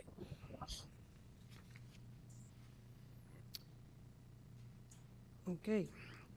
Consider resolution calling an election on proposal to enter into a general obligation loan agreement and borrow money thereunder in a principal amount not to exceed $1,300,000. Okay, so the library board has requested that the city council place a $1.3 million referendum question on the ballot as well. The proposed work is included in Dropbox file 14B and includes a couple of things: removing the EFIS from the exterior and replacing the exterior with another covering that makes sense. That's the single largest cost at roughly $850,000. Other projects include insulating the attic space, replacing the fire alarm panel, and addressing various water leak issues. Project is estimated at $1.16 million, but the $1.3 million is a not to exceed amount and would also include closing costs. Again, deadline to have this language on the ballot is September 18th to the county auditor. Motion to approve the resolution? Second. Motion made by Olson, seconded by Neal. I think given this. Discussion? I think given the situation we face today, Kristen probably adhere to the fact of how many issues they had arise today that this would address, so I think this is a good idea, or must idea. I'm grateful that the library team invited all of us over to climb around in the attic and on the roof and in the basement and in the bathrooms. I've never been in the ladies' bathroom at the library before. It was exciting, you know. Like I'm really grateful for the chance to see with my own eyes the need, and you know, I think this is the right thing for the community to do. I hope that the voters approve this investment in one of the best places in our community. I wish that it weren't necessary. You know, I'm not, this isn't about pointing fingers at anyone in the room, or just that I would like to see all of our city departments be more thoughtful about like setting aside money every year so that when this kind of thing comes up, you know, it's not like I worry about maintenance issues. I want to be part of a city that takes care of its buildings, and not by needing to pass a bond on everyone, you know, maybe later than we should. I'd rather have seen this, you know, planned for as a capital expense that we save money for each year for a few years. But I do think this is a pressing need. I know the building is leaking, and it's time to fix it. And you know, if we get this one finished, we can worry about getting the next one right or better. I think in addition to that, it's a historical building that warrants saving and putting money into, as well as was previously a post office, so. That's of significant importance. I think what I'm going to say is fundamental to Steve and I's different views of government in some new way, right? I mean, I think that we are always balancing taxes and how we invest in our city, right? And I do love how Councilperson Zittergren is always reminding us to take care of what we have, and I think that's super important that we keep our eyes on that. I also know that taking care of what we have is expensive, and every year we're faced with challenges of like, what are we not doing in order to do things? And I do feel like the city of Decorah has been tremendous at making do with what we have for a really long time. I think about our water treatment plant, right? Or even the library and what they have been able to do over the last 10 years just to get by. But at some point, things come due, and we owe it to the people of Decorah and the people who use the library and the people who work at the library, just like all of us who need the water treatment plant, right? That sometimes there's a bill due. And to me, these bonds that represent both the library and will eventually be the fire station are that, yeah, the city has infrastructure needs, and together, collectively, we have to support the infrastructure of the city that we love, and that's what this is, so, thank you. Any further discussion? Roll call? Olson, Aye. Neal, Aye. Zittergruen, Aye. Chisel. Aye. I'm Aye. sorry. Okay, thank you. Whittle, Aye. Miss Linich. Aye. Motion carried. Consider an ordinance amending section 1052.1770 of the Decorah Municipal Code regarding using streets for storage. First reading. Okay, so the first reading, but the council saw this draft at the last council meeting. This isn't the second reading? Nope. It was a draft discussed Yeah, at the last think meeting. so. Oh, okay. Yep, because we didn't, I'll say, We didn't. address the issues That's of the right. complaint that the council members have been received, but we were struggling to try to meet that. Okay, sorry. Conversation at the last council meeting was this appeared to be an improvement on the existing ordinance as it's written today, although still doesn't necessarily address the complaint that some of the council members have received. Unfortunately, that'd be extremely difficult to do. Right. So anyway, this is the first reading of that ordinance. I'll make a motion to support the amendment to section 10.52.170 of the Decorah Municipal Code regarding using streets for storage. Second. Motion made by Neal, seconded by Olson. Further discussion? Hearing none, roll call? Neal, Aye. Olson, Aye. Chisel, Aye. Whittle, Aye. Miss Linich, Aye. Zittergruen. Aye. Discussion on Hively Street sidewalk design. Okay, Maybe, would you like to have the microphone in front of you? Okay. Okay, that sounds good. okay, so we've had this conversation several times, trying to piece the two projects together, College Drive as well as Hively Street Phase 1. Staff evaluated several locations for the potential configuration. If you remember at the last council meeting, it was where does that RRFB go as part of this project, that rectangular rapid flashing beacon for that pedestrian and bicycle crossing. So city engineer evaluated several locations. So the Monroe Street crossing, if it's there, it's a 153-foot sight distance, which is less than a recommended stopping distance of 200 feet for 300 mile per hour design speed. 30. 300 would really Well suck. below 300. Yes, 30, thank you. Current sight distance may be longer, but it's anticipated that trees will be planted in the boulevard, and that will obscure the view of RRFB poles for westbound traffic. And a similar distance would be expected at Julian Street crosswalk for eastbound traffic. Crosswalk location east of Monroe Street leaves minimal separation between 701's driveway and the boulevard intake on the south side of Hively. Shortened curb radius is needed to fit the crosswalk on the northeast quadrant. Decorah has a 10-foot radius corners, but has a few 10-foot radius corners, but 20-foot radii are common standard because they allow easier turning movements for vehicles with trailers and snowplows. Underground utilities congest the west boulevard, making footings difficult, and the RRFB south of Hively Street may need to be surface mounted to the intake top.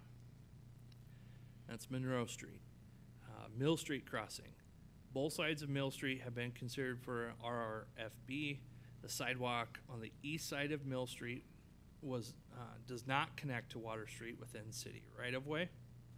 The west side of Mill Street has a right-of-way sidewalk connection to Water Street and would be preferred, and the sight distance on both sides of Mill Street exceed the design standards.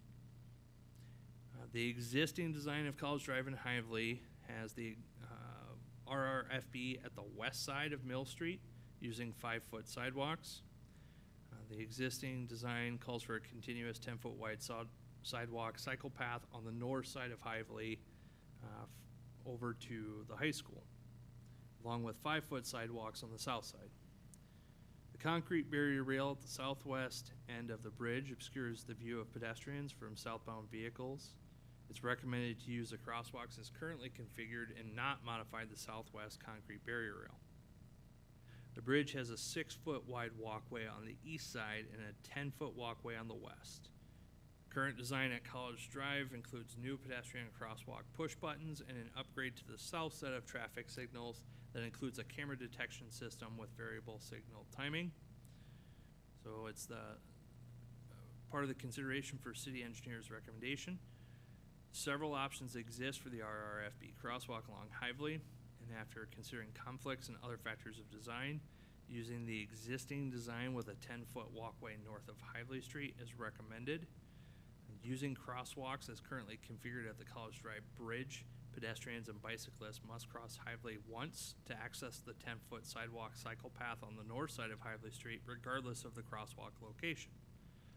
All 3 crosswalk locations have roughly the same material costs, but adding an 8-foot wide sidewalk on the south side of Hively Street east of College Drive would require engineering costs for redesign by WHKS, as well as shared maintenance of a 10-foot wide sidewalk and cycle path running continuously on the north side of Hively Street will require less work for city crews, as we'd use a pickup to clear that.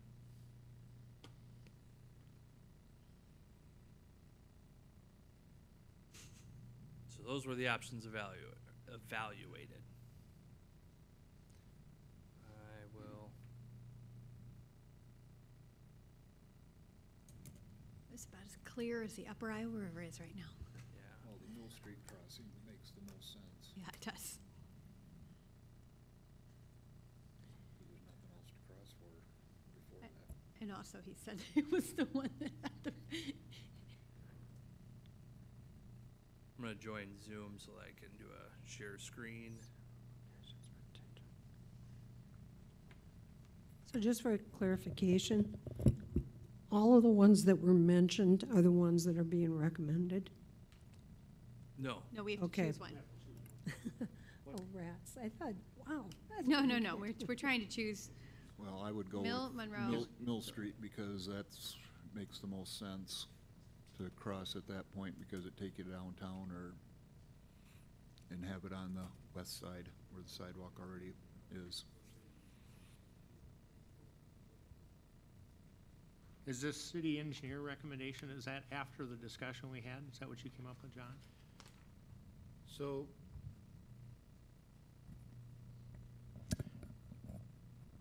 can you hear? Yep. Yep. Great.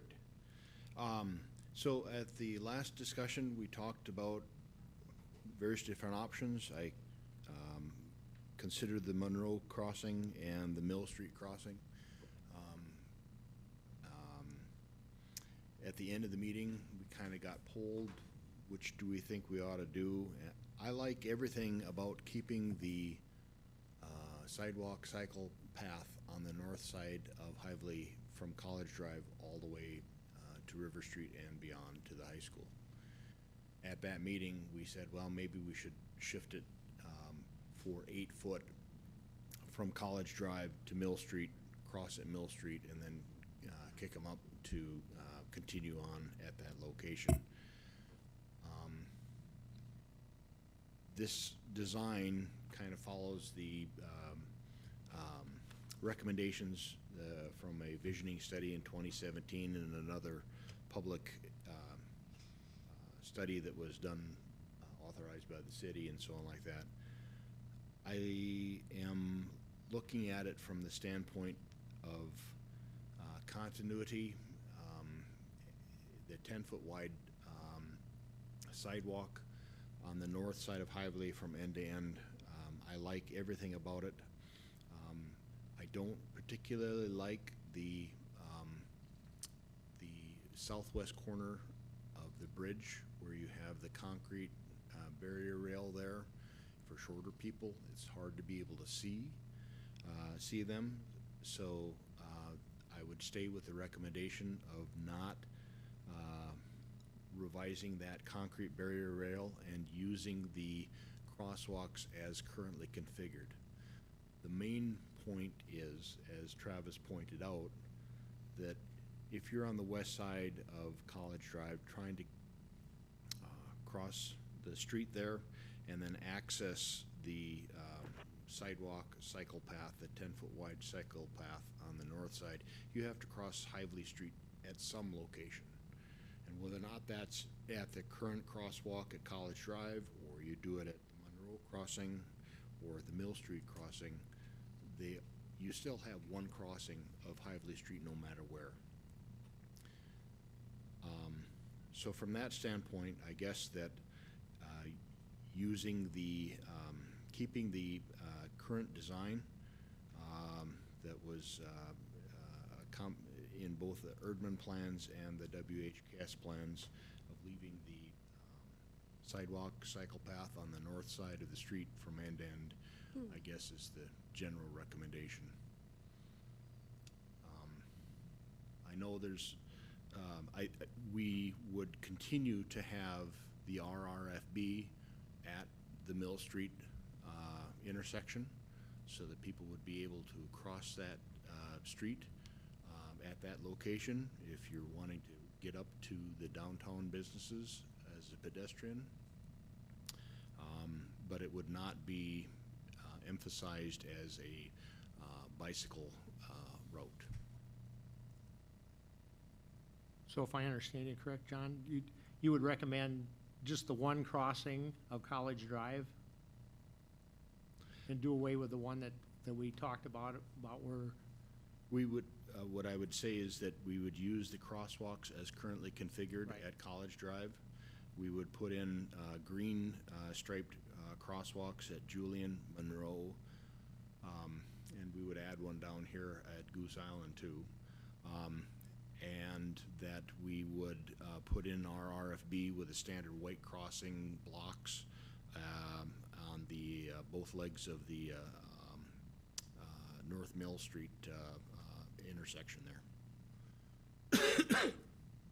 Oh, I do have to say that, excuse me, I have a little tickle in my throat. I would say that the green bars would also be on the north side of North Mill by the dry cleaners there. We are, the project is coming along pretty well. I would say within 2 weeks, we're going to be done with putting in the sanitary sewer services and the storm sewer. We would start grading the base at that point, and with that, the private utilities would start coming off of the poles. They would be putting all their wires underground for crossing the streets and so on like that. So we are, we will be paving the street within a month of that on those 2 blocks right there, and trying to get things open back up again. But whether the way it's been kind of going a little bit slows things down sometimes. But Skyline has had 2 crews out there working just about every day, if not every day with at least 1 crew, most days with 2. So they've been making good progress on it, and we just need to get to the point where we are settling on our sidewalk here. Travis and I are going to have a meeting with WHCAS to talk about tomorrow, to talk about any scope change with what they're trying to do there. They need to finalize, they would like to finalize their design. It's under contract, and we just need to, Skyline has said that they would be starting the bridge approach replacements next spring. So that work would be done next spring. Traffic signal controllers, bridge approaches, and any sidewalk modification, including over on the north side of the bridge with 5th Avenue. Just a clarifying question. When you say that you want to keep the current crossing configuration at Hively, your sort of anticipation is that people on foot or on a bike coming from across the bridge would cross to the south side of Hively, cross the intersection by Weiss Buick, or do you mean the current design where we're crossing on the north side, where you're slightly de-skewing? When you say current, do you mean what exists right now that people are using today? Yes. So your solution is people crossing the south side of kind of where Hively empties onto College, and then making their way to the north side if they want to use the path. Yes. So crossing Hively twice to use the path if they're coming from the north? They're just crossing it once. College Drive once, and then Hively. Yeah, but you're Right. you're crossing College Drive on the south of the intersection instead of crossing directly to the path. So you're kind of two crossings instead of one. You're going out of your way. Right, I just want to make sure I understand. I'm not right. telling you what I think about it. Or you would have the option to cross College Drive on the north side of the bridge. You can't cross there currently. Well, I mean, not right directly on the north side, but Oh, yeah, sometime- way sometime before the previously bridge. to that, Okay. Up by Quick Star or somewhere in there. Yeah, so, right, Steve, yes, it does involve two street crossings, and so it'd be crossing College Drive and Hively at College Drive, or crossing College Drive and crossing at Monroe, or crossing College Drive and crossing Mill Street. So, I guess my recommendation is to leave the current crosswalk configuration at College Drive and not try to widen the sidewalk on the south side of Hively Street. I would keep the 10-foot width, the entire length from College Drive to the high school at that for the cycle path and the sidewalk there. I just had a clarifying question. I have plenty of things to say, but this isn't the time for that yet, I suppose. Are, based on the current design, that south path on Hively, we're still gonna redirect that, it looks like at the far end on Mill Street? Like if I look at the yellow? So this will be the new sidewalk? Yes, there would be new sidewalk put in there, that's correct. Okay, yep. Right, and so with the redesign of the street, we're changing the direction of where the sidewalk would go, so it wouldn't run straight east-west, it would start angling to the north. And that sidewalk on the south side, John, would that be regular, like 5-foot Yes. width? Yep, exactly. And the 10-foot one would be on the north side? Yes. Yep. Oh, I like that. I think that I have a lot of concerns about this whole process and the design that we have in front of us now, but I think my main concern with this facet of it is that we're creating a pretty unintuitive connection between a sidewalk path or a bike path we currently have and a bike path that we're building. We're asking people to kind of jog out of their way and then come back to the bike path by crossing a busy intersection once and then at a mid-block crossing somewhere along Hively. I think that from an intuitive perspective, certainly it was a much preferable design if people could cross up by the bridge, you know what I'm saying, so that they can then be on the bike path instead of having to find a way to cross again from a 5-foot sidewalk. I think that this design is symptomatic of a city that chose to start with the wrong assumptions about what we wanted to accomplish. And now we're at the end, and of course what was always going to happen is what's happened, which is we're trying to figure out how we can do as well as possible by pedestrians, given that we started with the assumption that we want to make sure this works super well for semis, super well for cars that want to go 30 miles an hour. And John, this isn't me talking to you, because I actually don't think this is on you. I think this is on our city organization, that these are the assumptions we started with. And as a result, we're now about to, I know that everyone's feeling really uncomfortable, but we're about to, it seems like, authorize a plan that doesn't really, it has a lot of expending on pedestrian connectivity, but there's not a lot of intuitiveness behind it. And that worries me, because I think what we probably should have started with is how do people get to where they're going, however they want to go there, and then who should we inconvenience? Should we inconvenience kids learning to ride their bikes on their way to school? Or should we inconvenience people who want to go 30 instead of 20 on Hively? I'm thinking we made the wrong decision when we were asking that fundamental question, and now here we are. I don't know if we can fix this. I do know that next time it can't be like this. The sort of the 30 mile an hour thing I keep mentioning, that would be in the background notes we got, that at 30 miles an hour, this is how much sight line you need to have a mid-block crossing. At 30 miles an hour, a pedestrian in a crosswalk that gets hit, which is probably going to happen at some point in the lifetime of this design, at 30 miles an hour, a pedestrian's 45% likely to die. At 20 miles an hour, that same pedestrian's 5% likely to die. And so I want to know, why are we thinking, even dreaming about designing a road that gets people across Hively 10 miles an hour faster for 1 mile? That's a savings of like 6 seconds. Knowing that it tenfold increases the death chances of a person struck by a car at 30 miles an hour. I don't know what we're doing here. I don't know why we feel so cramped for space at an intersection of College and Hively that used to be a highway that has a huge right-of-way that we can work with. But we started this project by deciding that we needed to make sure that if two semis ever come up at that intersection at the same time, we don't want them to have to take turns. We want them both to be able to make a clear turn. That's ridiculous. That doesn't represent our sustainability priorities. Anything that any of us says up here on any given week, it doesn't represent our comprehensive plan, and it certainly doesn't advance our goals for getting people out of their cars and onto their feet if they choose to do it.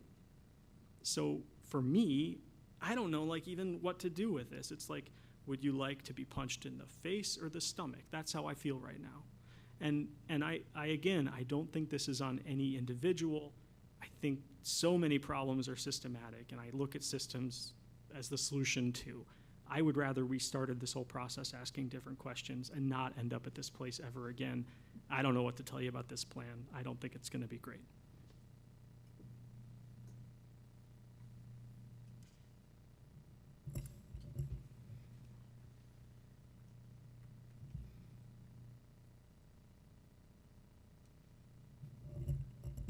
But I think it will be better than it otherwise would have been, and I think that it will be an improvement on the status quo that we currently have, and I don't want to take that away. I was just going to say, I guess, Thank you. given the parameters of what we're dealing with here with the College Drive Bridge and what problems we have that entails of getting pedestrians, cars, bicyclists across that, I think this is the best alternative that we have available to us. It's not. We could narrow the turning radius on College Drive Bridge. We looked at narrowing the turning. You think it's more dangerous for someone to cross a crossing walk than it is to get hit by a semi who's trying to make a turn that they can't fully make, so they...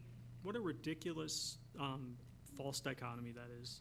That's ridiculous. It's ridiculous to think that it's okay for semis to not have enough room on a street to make a turn. That's ridiculous. I don't remember anyone ever suggesting that semis not have enough room to make their turn. I'm suggesting they do what engineers call filtering, which is if they both arrive to an intersection that's a little tight, one of them goes first. That's how lots of cars get through lots of roads. I guess I don't remember making a decision based on two semis. I remember making a decision on one. I remember it. One semi couldn't make the turn from College Drive to Hively in the way if we kept the street narrower than what we have. So I guess I'm not remembering that we were planning this around two semis coming. We were planning on one semi, not running a curb, running someone over on a sidewalk because they were standing next to the edge and the semi tried to turn. We did talk about that. If they were standing there at the crosswalk waiting to cross Hively and a semi tried to come and didn't have enough turning radius, they would have to know to move backwards. Or taking the curb out with repeated, treading over that top of that curb. I mean, I'm not sitting here and saying, Emily, you're in favor of kids dying in car accidents. I would appreciate it if you said I wasn't in favor of kids getting run over by semis. We're not talking about, first of all, I don't build streets thinking that kids are going to die on them regardless of what it is. You should absolutely think about that. No, because I think we are building streets where kids aren't going to die on them. Like, that's a very different ask, Steve. And you keep bringing this up as if somehow we're designing streets that are unsafe for kids, and that's not what we're doing here. And I guess I resent the fact that you just keep pointing the finger and blaming everyone that somehow we've done this project completely wrong when we've spent so much time and thought on this project, and our city has spent 100,000 times more than we have on this project thinking about these things, and they're experts doing it, all keeping in mind the safety of pedestrians. That is what we have been talking about this entire time, and I guess I'm super frustrated that you keep blaming it and hemming and hawing every time it comes up. So you have had your soapbox, and I appreciate it. I feel like we have narrowed the street because You pushed us to do it, and we did it, and it made sense to do it. So I feel like there have been lots of good compromises on the street, and for you to sit here and be like, oh, well, we should have just started it completely different, I think is disingenuous. So I appreciate that you say that it looks better, because I think it's much better improved from what we have right now.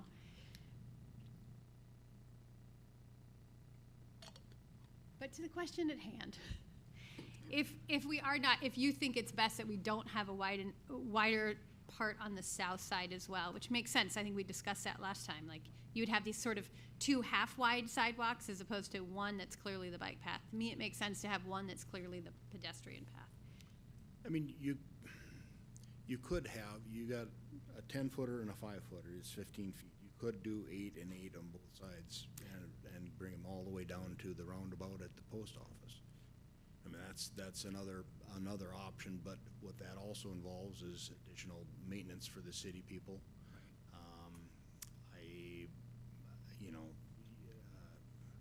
It's just one more iteration of the design. It's a possibility, I guess. And that's because the city would maintain this path, not the homeowners? While code would state that it requires the adjacent property owner to maintain it, I would not expect that council would support me sending letters for snow removal to the adjacent property for a 10-foot wide bike path. Sure. No, I think it makes more sense to do the 10-footer on the one side and 5 on the other.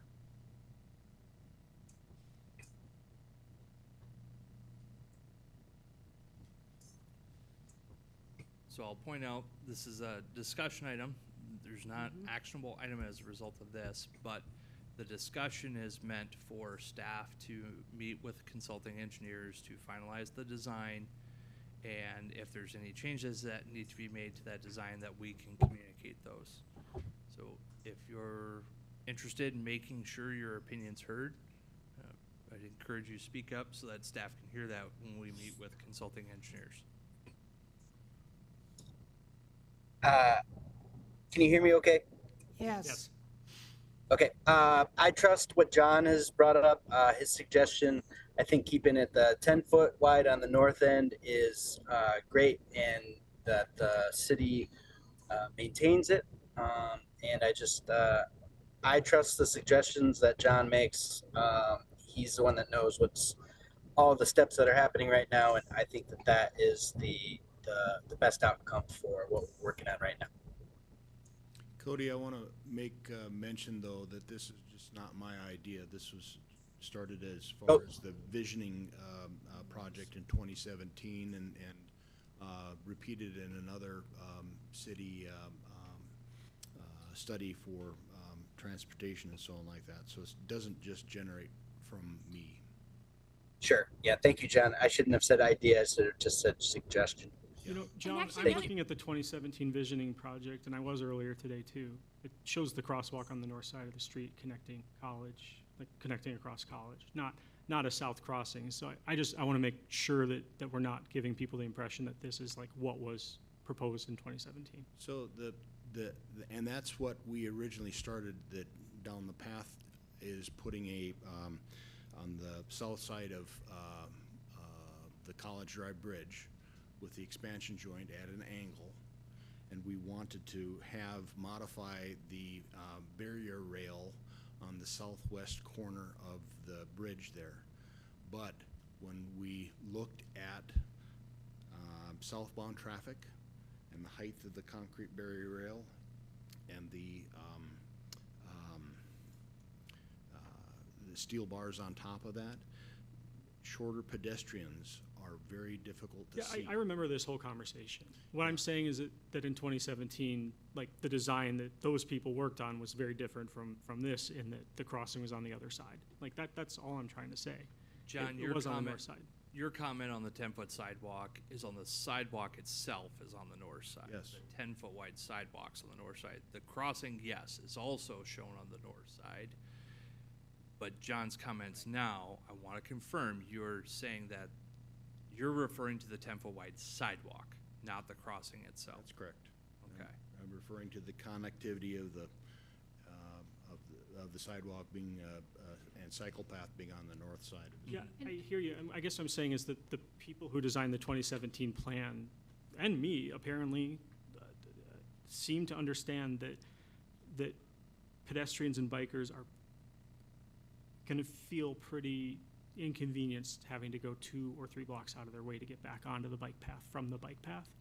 If you have to cross on the south side, I guess what I'm saying it's just not what was in the 2017 design. I don't think this that- is a less convenient, less intuitive connection, and I think that's my major concern with it. Now, I understand that there are reasons that we got here.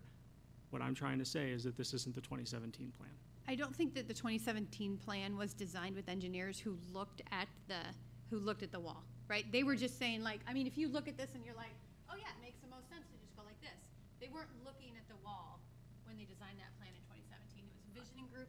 It wasn't an engineer looking at it, right? And I think that's what we all set out to do until engineers and experts told us we can't do anything about that wall and we wouldn't be able to see young children. So yeah, we are going to inconvenience. Well, it's not even young children. I mean, Yeah. I've walked that, I bet, 10 times in the last month, probably, just to see how that crossing would work, and it does not work. I mean, I don't consider myself a tall person necessarily, but at 5'10", I'm not a short person either. And I would not be visible to a vehicle coming down that. Yeah, crossing I want to be at that clear. That's particular why spot. I've been in favor of a south sidewalk or a Right. south So I path don't the think entire that's time. a safe crossing to make it there. I agree, Right. which is why I think we should move the bike path to the south, as I've been saying. I also think that we could do it if we made different choices about what we're prioritizing, instead of prioritizing large vehicles clearing intersections quickly and cars moving 30 miles an hour. We're repeating ourselves. I know that, but I'm going to keep saying things that I think are true if people keep acting as if there's just some fact that if it was made clear to me, I would understand and get on board. I know John's a subject matter expert in engineering. I know there were also probably city planners involved in the discussions in 2017. And I think it's important to hear from experts from lots of disciplines when you're creating something that doesn't just include engineering components. It includes transportation components, it includes planning components, it includes landscaping components, and it includes components of how we embody the values of our city, which, for me, I don't need to save 30 seconds crossing Hively in a car. I just don't. I think we looked at a path on the south side, and it was not as convenient as the path on the north. Are you telling me that, I mean, I think John even just said, well, you could do 8 and 8 if you want to. But again, if you're on the south side, you're still gonna have to cross at another point to get to the school. Yes, So- I agree that if you start with a bunch of bad assumptions about what we need to prioritize, we are in fact in a tough spot right now. No, Steve, this isn't about bad prioritization. This is about a street. There's a street, and you either have to cross it here or there, regardless of the path, correct? You could cross it onto a bike path on the south side. You could, and then you would cross College once, where it's narrower than, what was recommended when we were talking about crossing on the north side. You'd be on the bike path, you'd have an option to cross at a rapid flashing beacon to get to the school. I mean, that's what the alternative would be. Can it be 10 feet wide everywhere? I mean, apparently not. I mean, could it be if we built a road more appropriate size to what we're trying to accomplish? I think so. We don't know because we didn't try to build that road. We built a road that tried to be an expansion of an artery network, even though the DOT doesn't say this is an artery. We tried to build a road that accommodates quick-moving traffic at 30 miles an hour, even though that's, I think, pretty inappropriate for near a school. And I don't think I'm alone in thinking that. I know that this room loves to say that Steve's out here on an island, but, I'm not getting these ideas from sort of, making them up. I'm not up here vamping.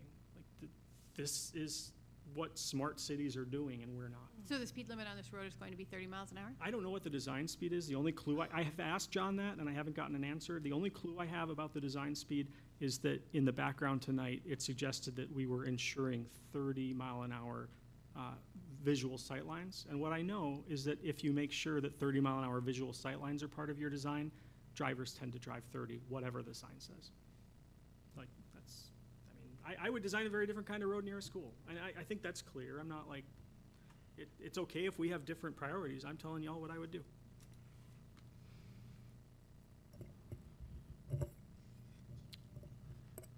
Okay.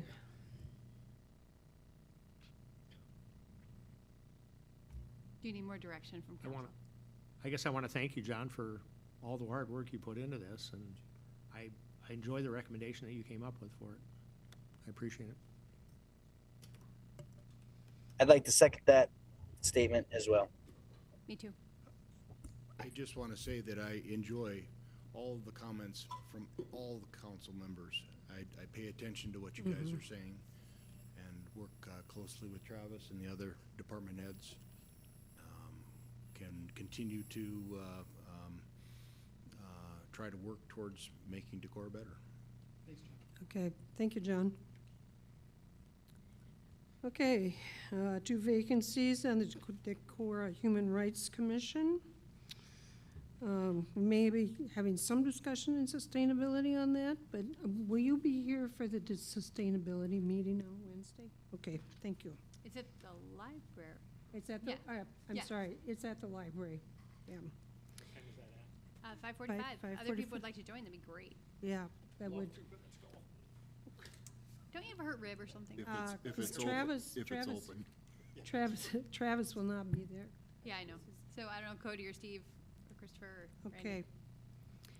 Randy. Before we close, I just wanted to thank all of this council and the department heads and the discussion for all the things that we discussed here tonight and brought to the table. I mean, I've been on here long enough that some of them have come, it's been a long time coming, but I really appreciate the open discussion and conscientious effort to come up with options. I just want to pass that on. Any other matters?